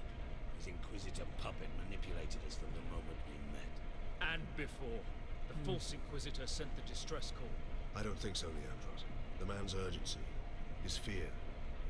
I believe that was the real Drogon, facing certain death. And it found him. But not at the Orcs' hands. Somehow the agents of Chaos were already here.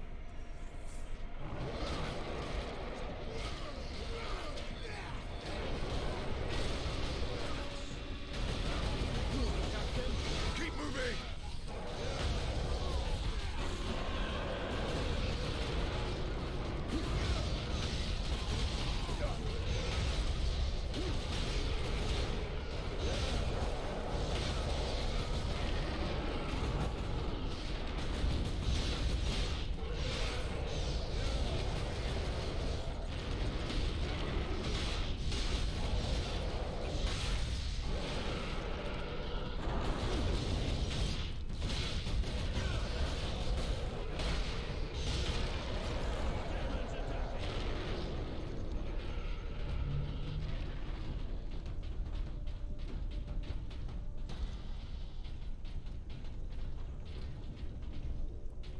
I believe there's a couple of orcs that looks like him. I'm not entirely too sure, but you know.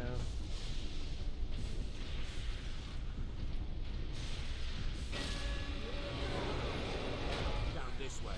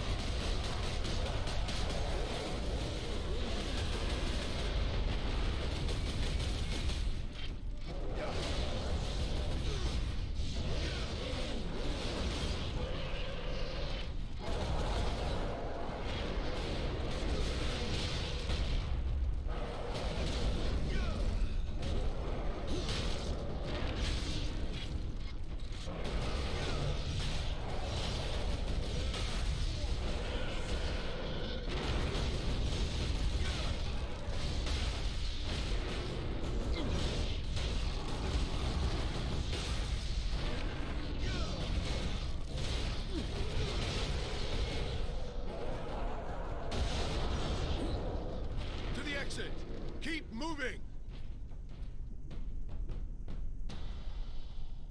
Yeah, that does seem to make a little bit of sense there, so.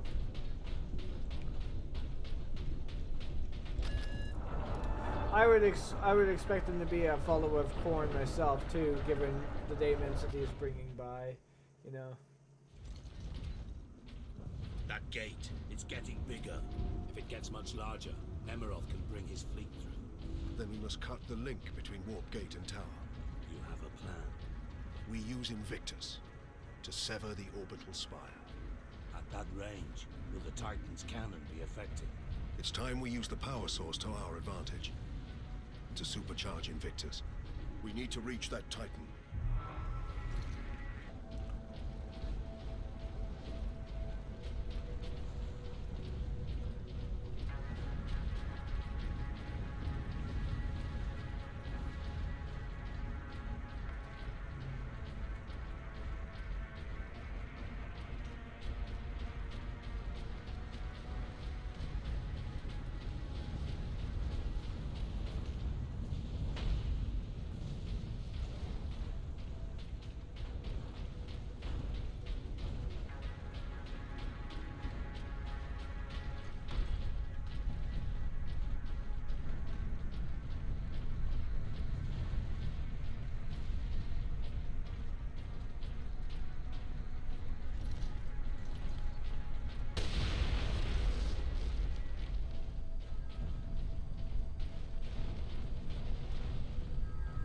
Benjamin, something terrible has happened.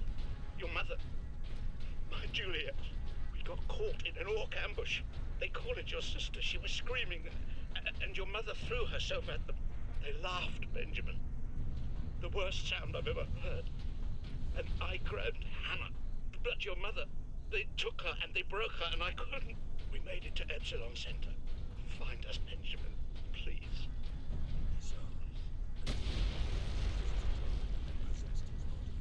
But why? Alone, there was no way the demon could get the power source past 1 million orcs. It needed help. And we obliged. I was deceived. I am responsible for chaos breaking through to this world. Yeah, I'd like to see more Chaos factions in the next Space Marine game too, but I don't think that will probably be happening. I think we'll probably just get a return to Nemiroth and whatnot. So. Adeptus Astartes. Full access granted.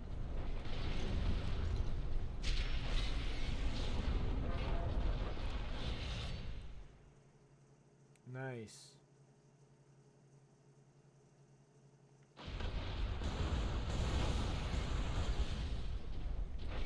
Definitely gonna need that.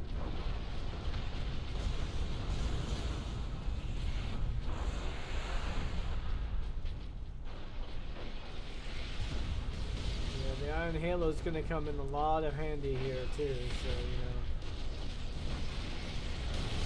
know. Ultramarines, attack!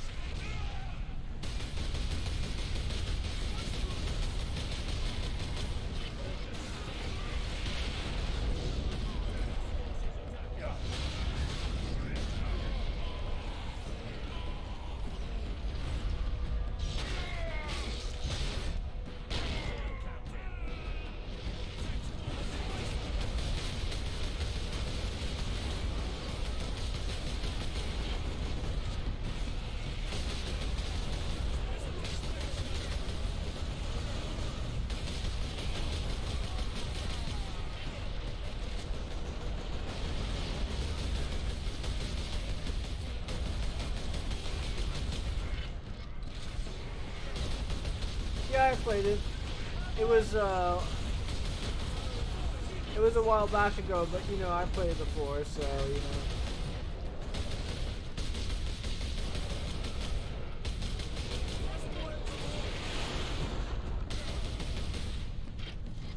It was a pretty fun game, all things considered. I'm kind of curious if they're ever going to remaster the series. If, sorry, the game itself. And if they do, I want more Republic Commando games. Which would be fucking fantastic.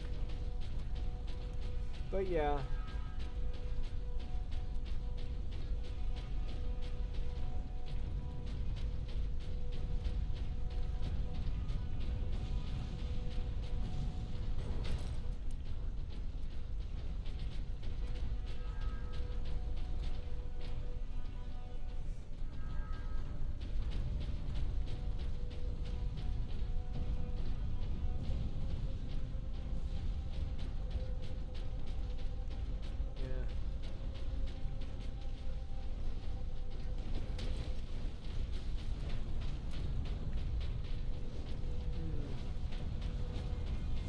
I gotta figure out where the heck that sound was coming from there, because it sounded like it was coming from down there real quick. I can do without that, primarily because the characters in it were not very good. You know, in fact, the entirety of the show was kind of a miss thing there. Really, I didn't really finish it, primarily because of Omega. Like, I get that what Filoni was trying to do in creating another beloved female character, if you would, in Star Wars, and that's great and all. Unfortunately, he made her into a kid whose very existence kind of cut in half the potential of what that series could have accomplished. I mean, I would have loved to have had that entire squad try to like navigate the Imperium. Navigate the Galactic Empire. Look at it from the perspective of the of the clones. You know, the whole change from the Republic to that. Have them say, "This is not what we fought for. This is not what we were engaging with at all." So, but unfortunately they made it more about, you know, Omega and what she represented, which I guess is fine, but unfortunately they didn't really do it very well.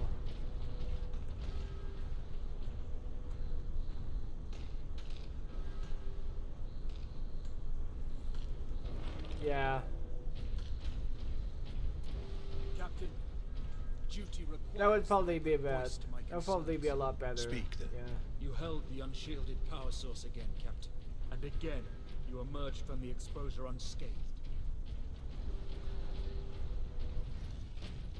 The Codex Astartes warns that those in league with Chaos can withstand the warp's touch. You forget yourself, Ultramarine. Leandros, I do not take this warp resistance lightly. But the search for answers must wait until after we deal with this Chaos invasion. What if that is too late? Leandros, enough. We need to keep moving.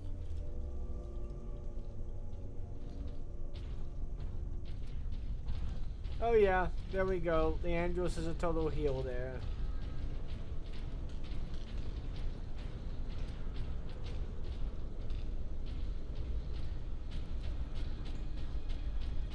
Ah, here we go. Send a runner to the depot at position Alpha. Let's go. You're not leading this raid. Of course I am. Lieutenant, we need you in one piece. Let's face it, you're holding us together out here, and if you get... Yeah, that would probably be a lot better. I mean, you know, before they met Omega, you know, in the lead up to that, that would probably be pretty good. Send a runner to the depot at position Alpha. Let's go. You're not leading this raid. Of course I am. Lieutenant, we need you in one piece. Let's face it, you're holding us together out here, and if you get... Okay.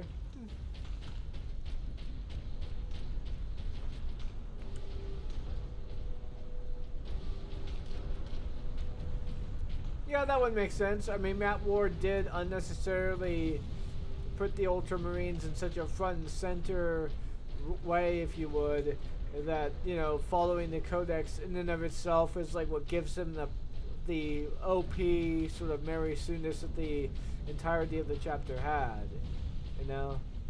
Which, honestly, I could see annoying quite a few people. So...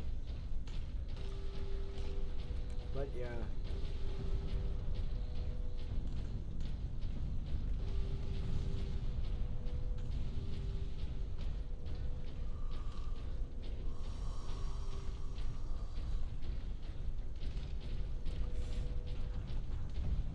So honestly, I came into the series quite a bit late. I came into it during the time of when Total Warhammer was ending its first was ending its DLC cycle, like before, after Bretonia was dropped, but before Noska. So yeah.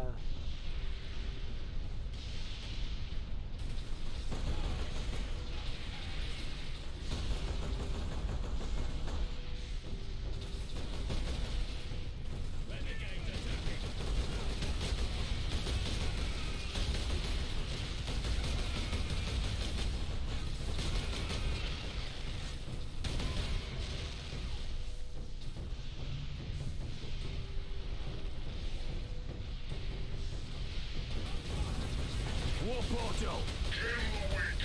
Runners, attack!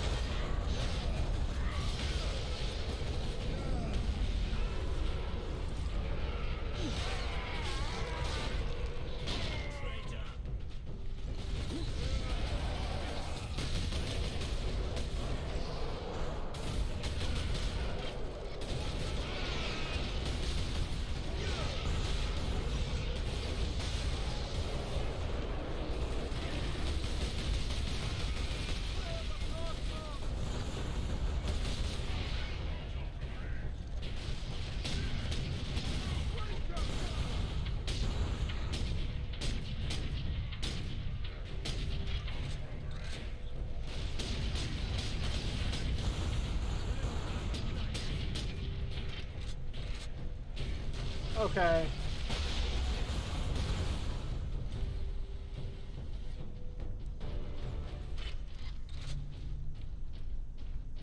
Yeah, he did.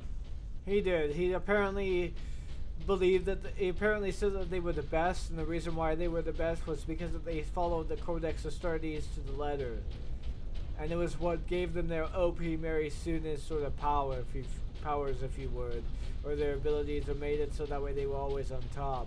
Which, like, I can see that annoying quite a few people.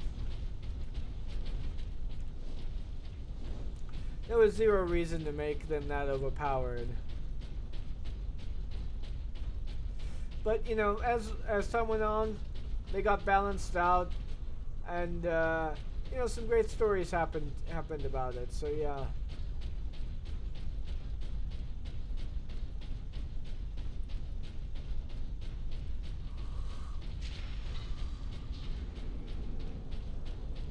My lords, help us! Demons! Where are they all coming from? Guardsman, report. My Lord Space Marine. They were on us almost immediately. Captain Titus, are you there? This is Lieutenant Mira. This whole planet has gone mad. The forces of chaos are invading this world. We must get to the Titan and destroy that warp gate. I know what route to take. I deployed troops to man outposts between the Calkis facility and Bastion Primus. From there, you can access the rail network and cross to Manufactorum Ajakis. Understood. I will meet you there. Well, yeah, they kind of did stick with that by making the Primaris Marines, you know. And it's kind of annoying that the Primaris Marines are even a thing, because apparently they're overriding like all older models to make it so that way people are forced to buy Primaris Marines as opposed to, like, you know, naturally supporting them throughout. So yeah.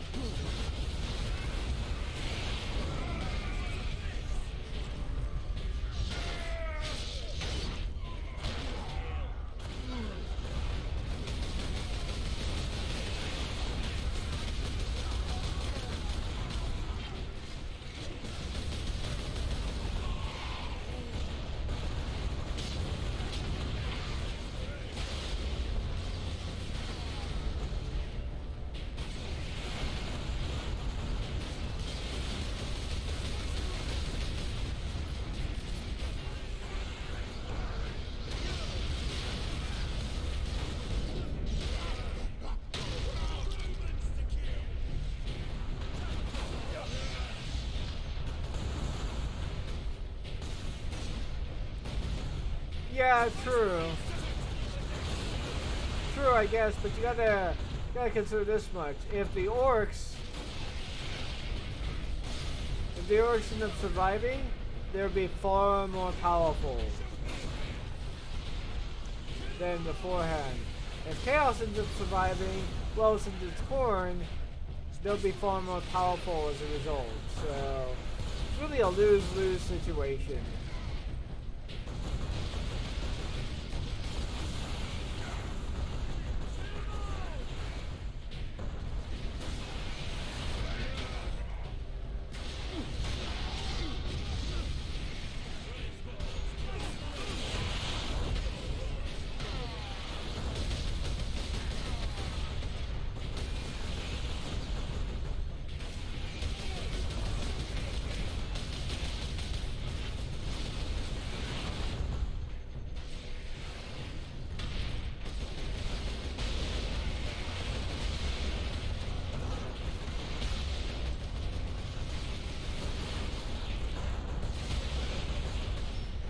God damn. This is the seed of the Imperium. God damn. Well, Because I gotta go through that area again.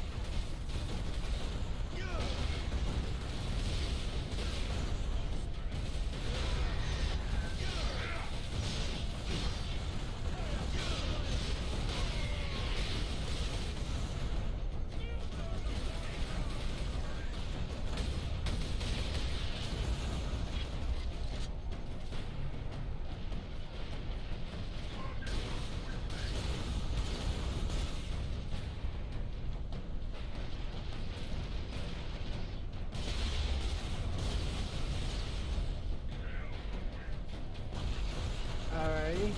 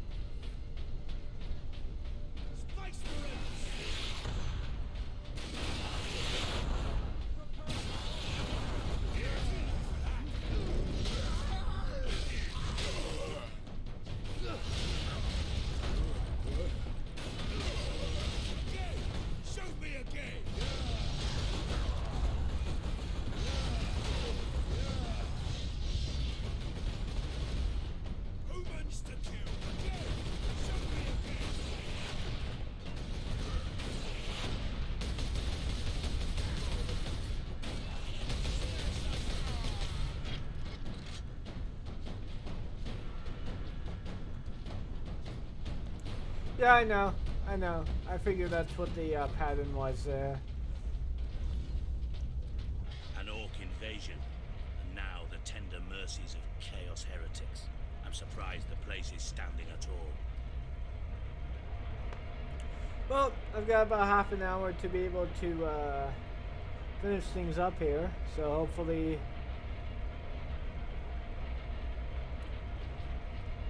hopefully I'll be able to be done at this point. If not, whatever. How can we face them? The legions of chaos. Trooper, get yourself together right now! Yes, Mom. The other platoons are going to fall back towards the bastion. Hold this position, or they'll be cut off. Greetings, Ultramarines. What is your situation, Lieutenant? As well as can be hoped, considering we are surrounded on all sides by the enemy horde. We're heading back to the command post, Captain. Alright.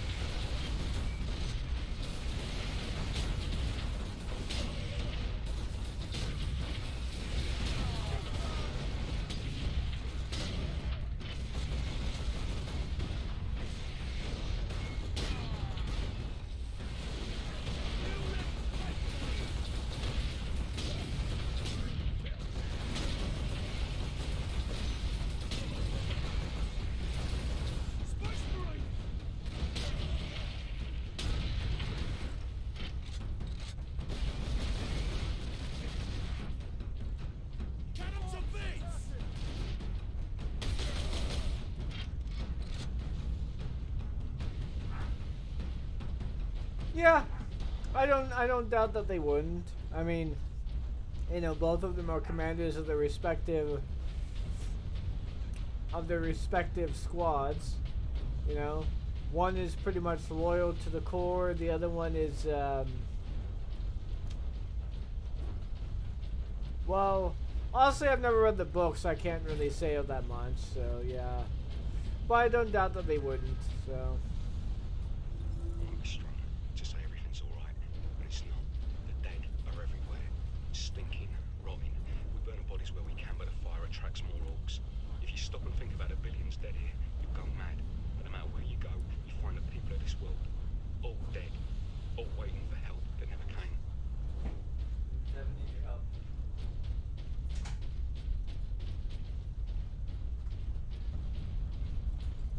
Oh. Hold on.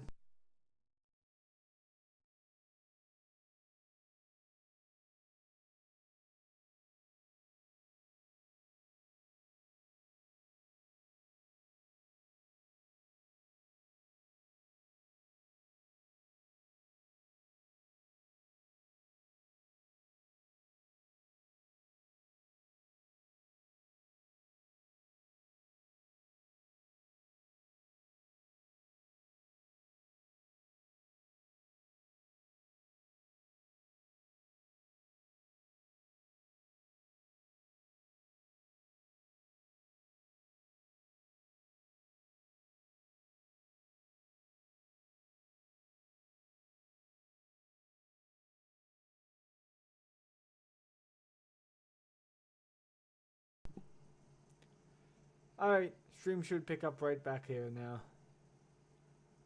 Alright, stream should pick up. Alright, there we go. Yep.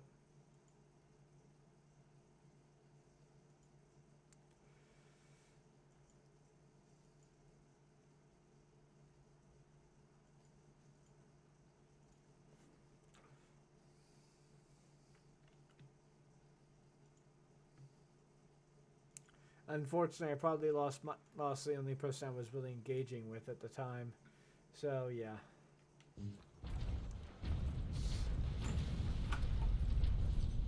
Hold on.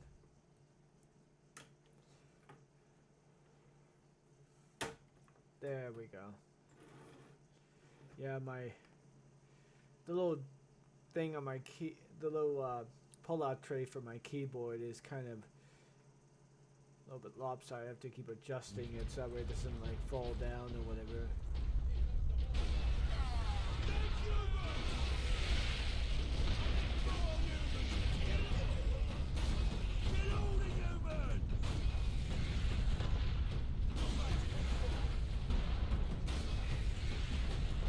Why exactly does he have this little thing on his hip there, I wonder?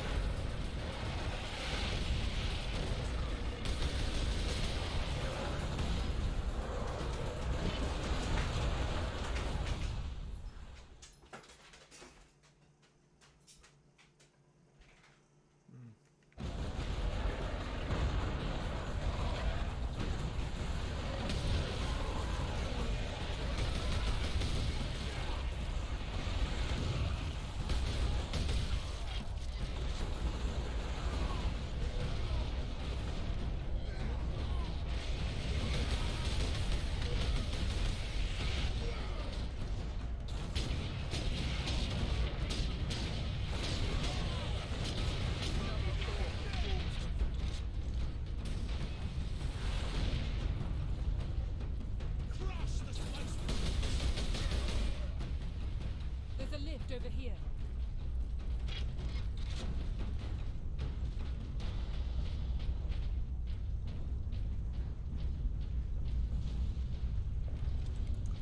So yeah.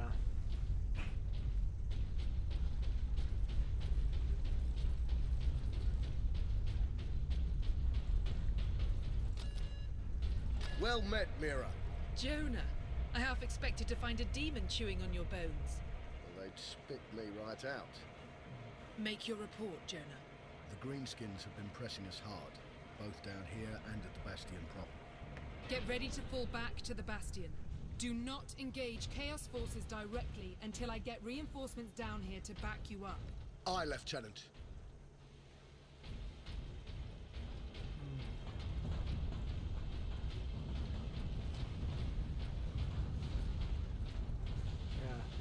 Yeah, I just paused the stream just for a little bit, that's all.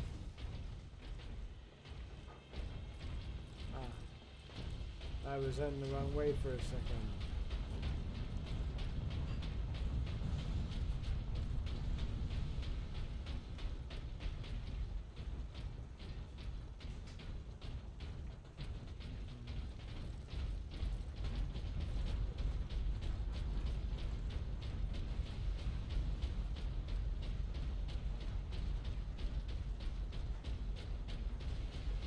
Lieutenant Mira, this is Bastion Primus. We're under heavy assault. The Orcs are back, and they cut power to the sentry guns. All of them? They took out the generator. We couldn't defend it against such numbers. We had to fall back. The Ultramarines and I are almost at your position. Mira out. With my psychic abilities, I had drawn energy from the warp. If I could summon it again, contain it, control it, then perhaps I could use it to defend the Imperium. So, I made another interstellar journey through the warp. Barely daring to hope, I lowered my psychic defenses and willed the energy to return. And it did. I captured the spark in a containment device and marveled at its potential. My work could now begin. Okay, so that's what happened then. He was basically doing this little bit of a warp experiment as a means to help the Imperium, but ended up getting captured as a result. That sucks. That's all unfortunate. Yeah.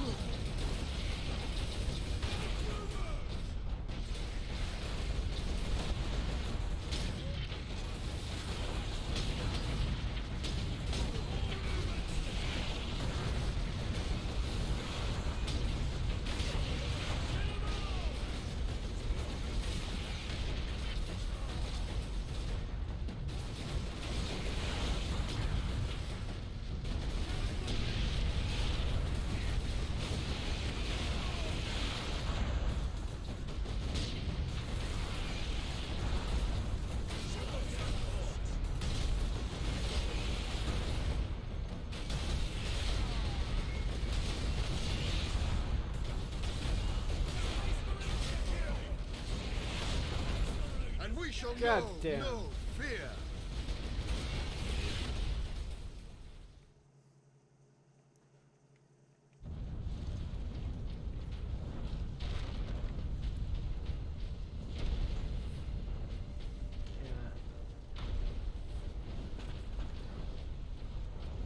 Genetic scan complete. Adeptus Astartes. Access authorized.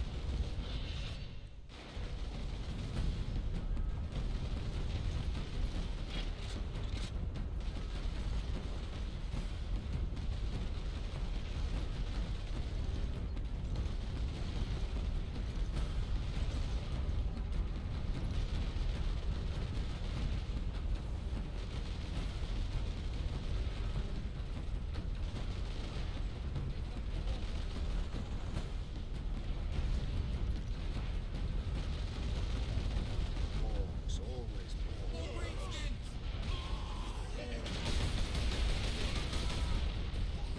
Forward.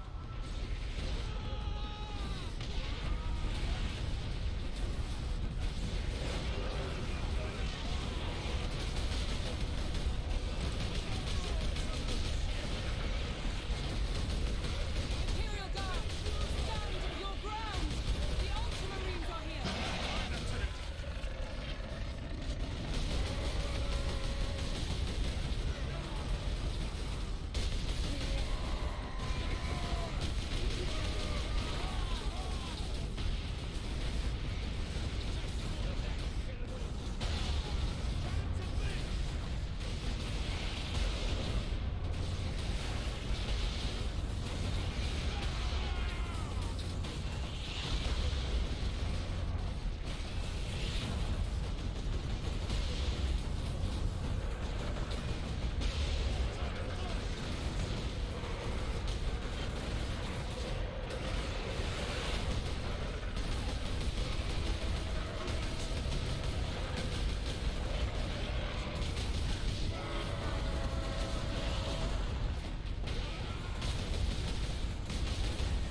The enemies of man are here.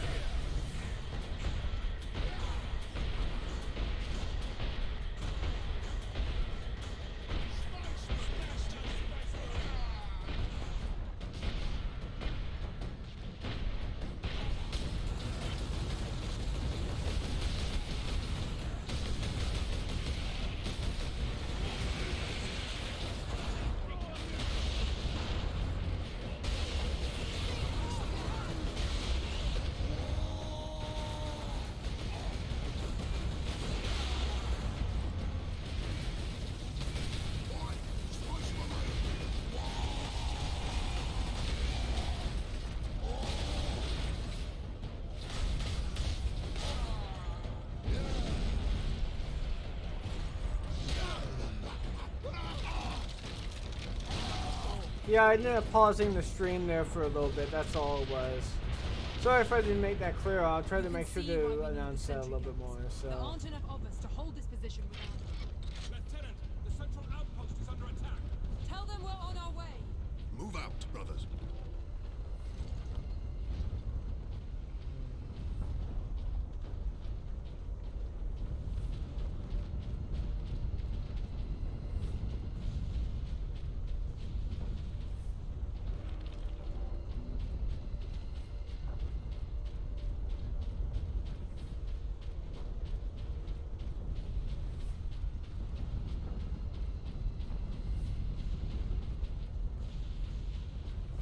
Yeah, I fully expect that to be the case. Especially since the Andros is like, oh my god, the book is so great. Like, the book is like the best thing ever because it tells me everything I need to know and I don't ever need to think for myself at all. Yeah, no. Oh.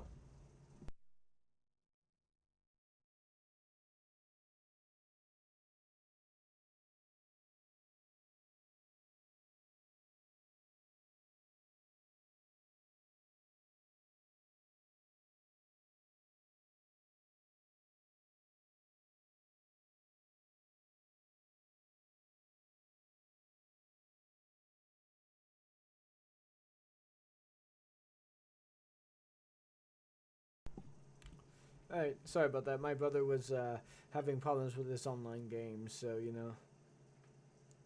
Yeah, true. Yeah. I have to edit the settings on my end so that way it doesn't interfere with his ability to be able to play his game, so you know. Oh, my bad. Went the wrong way.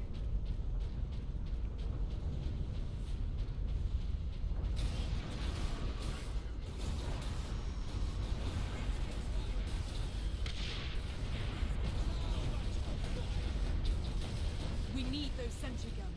Lieutenant, where is the generator?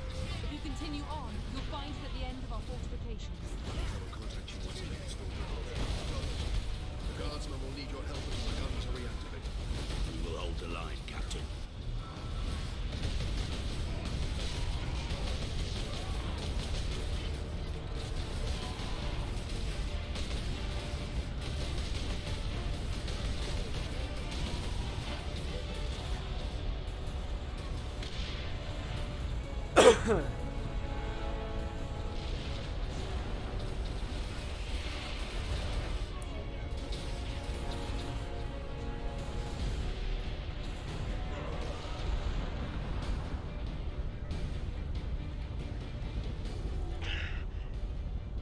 One move too slow. I got shot in the gut.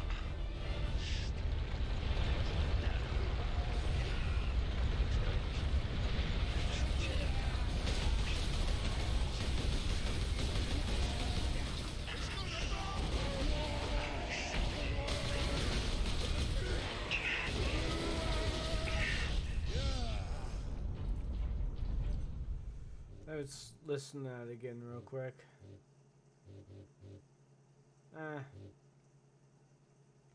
Nah.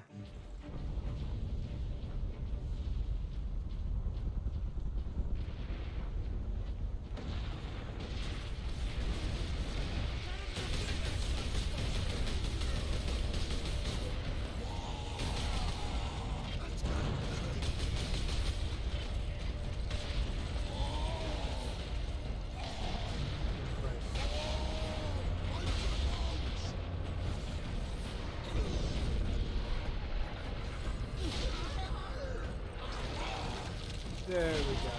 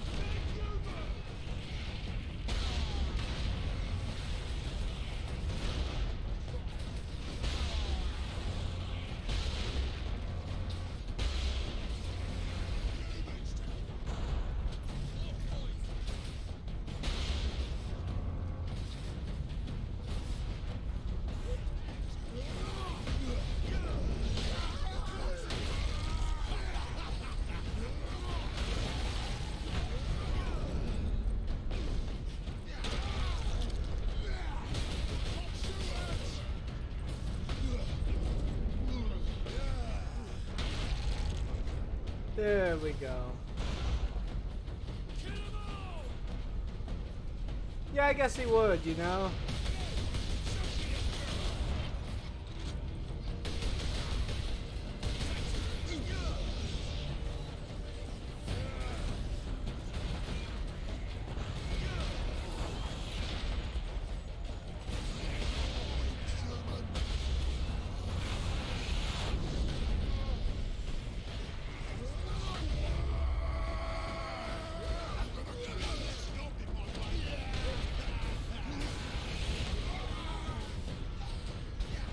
God damn it. Fucking Christ. Damn, I got cornered. Live for yourself. Jesus fucking shit. Yeah, Jedi Padawans are always stuck up about the rules. That would probably be a pretty apt description as to the problems, you know.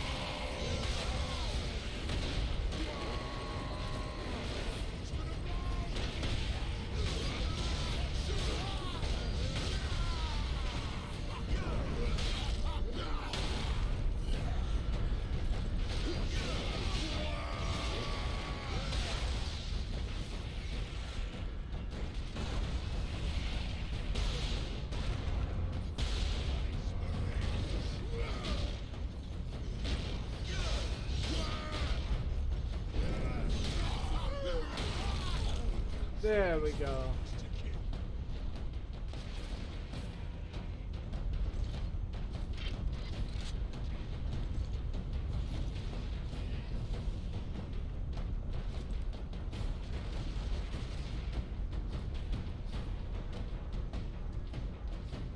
Come on, come outside of that pillar so I can actually get ahead of you.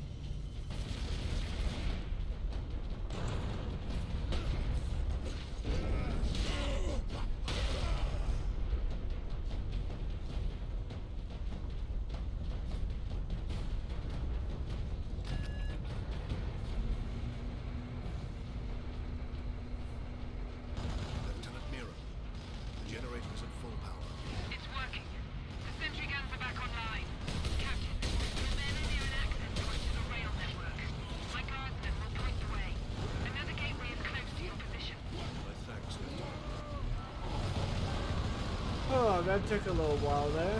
Well, there's your sentry guns, so...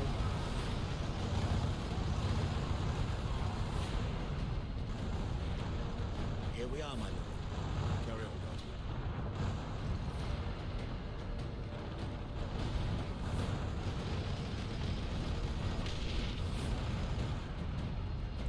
So let's see here. Once I get to the Sidonus next... to Captain Titus. We are running into orcs down here. Nothing like Probably a not. though. Just It's gonna enough be to about an 3 more annoyance. minutes and then I'll We probably will be there done. soon. So I'll probably finish it in the next run time, so yeah. Once I get to the next objective, or rather save point, I'll go ahead and stop, so, you know.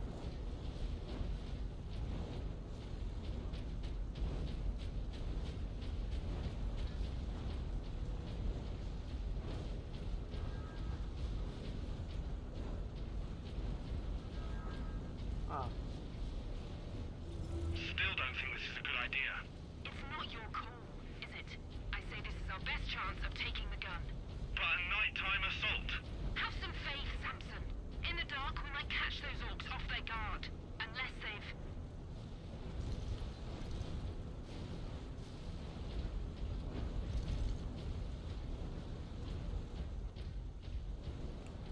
Okay, well, that's the last save point there, I guess.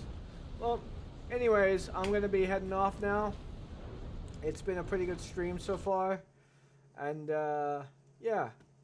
So I guess we'll finish this next time. See you guys later.